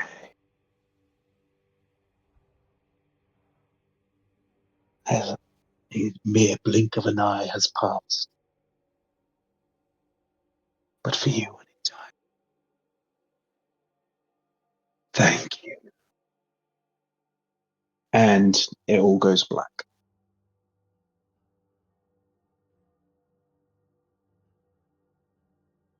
Hezekiah, you watch as Romok takes a sip and watch his head just nod and he sort of slumps back. His eyes closed. The stranger turns to you and says, "You will need to sleep that off. You'll be quite okay. Now I really must be going. I have a long way to go." Is it possible to do an insight check on the just sleep it off? I mean, that might be what happens when someone seems to slump back, but might be worse. Mhm. Okay. Yeah, roll an insight. Uh, Well, roll. You can roll a medicine if you'd like. okay. Could I roll insight still, or Yeah, you can. Okay. Well, actually, they're the same. So I'll roll medicine. 20. You look over and Romok looks okay. He looks fine. He's breathing. He doesn't seem to be convulsing or anything like that. He's just Okay. simply just slumped, as if he's gone to sleep. Okay. I'll say to the figure, yes. Well, I'll get him to rest. Thank you very much. Will you be spending the night with us? Oh no, I just wanted to warm myself and make a little money, it seems. But for now, I will continue my journeys. I'm more curious. Where are you headed? If not fail. Where is anyone headed? I'm headed to the future. Well, best of luck, good sir.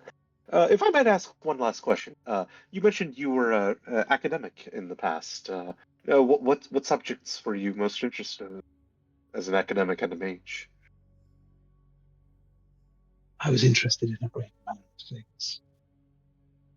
Things that were misunderstood, unappreciated. But I don't like to dwell on it.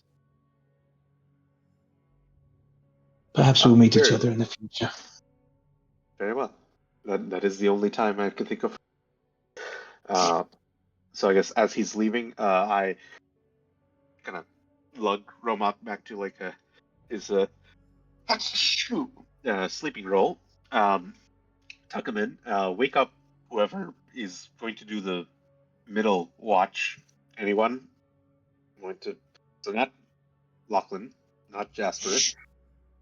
I'll take a watch. I don't mind. Oh, okay. Jasper. Anyone else wanted to have volunteered for the middle watch before? Cat? Tonaj? I'll just do it myself. It's fine. Okay. Okay. I wake up Jasper and no one else, and go to meditate myself. When I talk to Romak, he's still looking fine, right? Is that the case? He looks normal to you. Yeah, he looks normal. Okay. Okay. All right. Then I go off to meditate. Trance, to be specific. Okay. Is Romok lucid at this point? So even to You are. the world around, Hezekiah kind of sees there is sort of no response. There's no the pain, the 24 hours that Romok has endured is unknown, unseen to everyone else. Is that right? Correct. The cuts, the stabs, Romok has felt, but I'm guessing they are not visible to anyone else. Nothing is visible. You are completely normal to everyone outside. Okay. If Romok is lucid, is under-established kind of setting here, is Romok is lucid, but in this kind of other scape, this other plane, or is you're currently unconscious. okay, yeah. Okay. I think in that unconscious state, he will just be trying to steel himself, asking himself, what was that? Was this a test? Was it the ultimate test?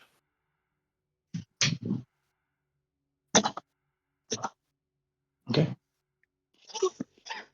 But I think what we're going to do is we're going to leave the session there, and we'll pick it up in the next game. Yeah. Well, as usual, Woody. Yeah. Sorry, Romak, I did not advise you to avoid that guy, but yeah, maybe this is the path you need to take. Of being horribly tortured in another realm. Yeah, strange elf, considering All you saw, weird guy can all take you over saw elf was people. a drink of ale and fall into a deep sleep. Alright, I'll draw a cock and balls in his face next session. Best watch back the time I taker did it to you. ever. Jasper's That's teabagging We need to Romok. have another person on watch when Jasper's on watch. I'd convince him to let me do it, it's fine.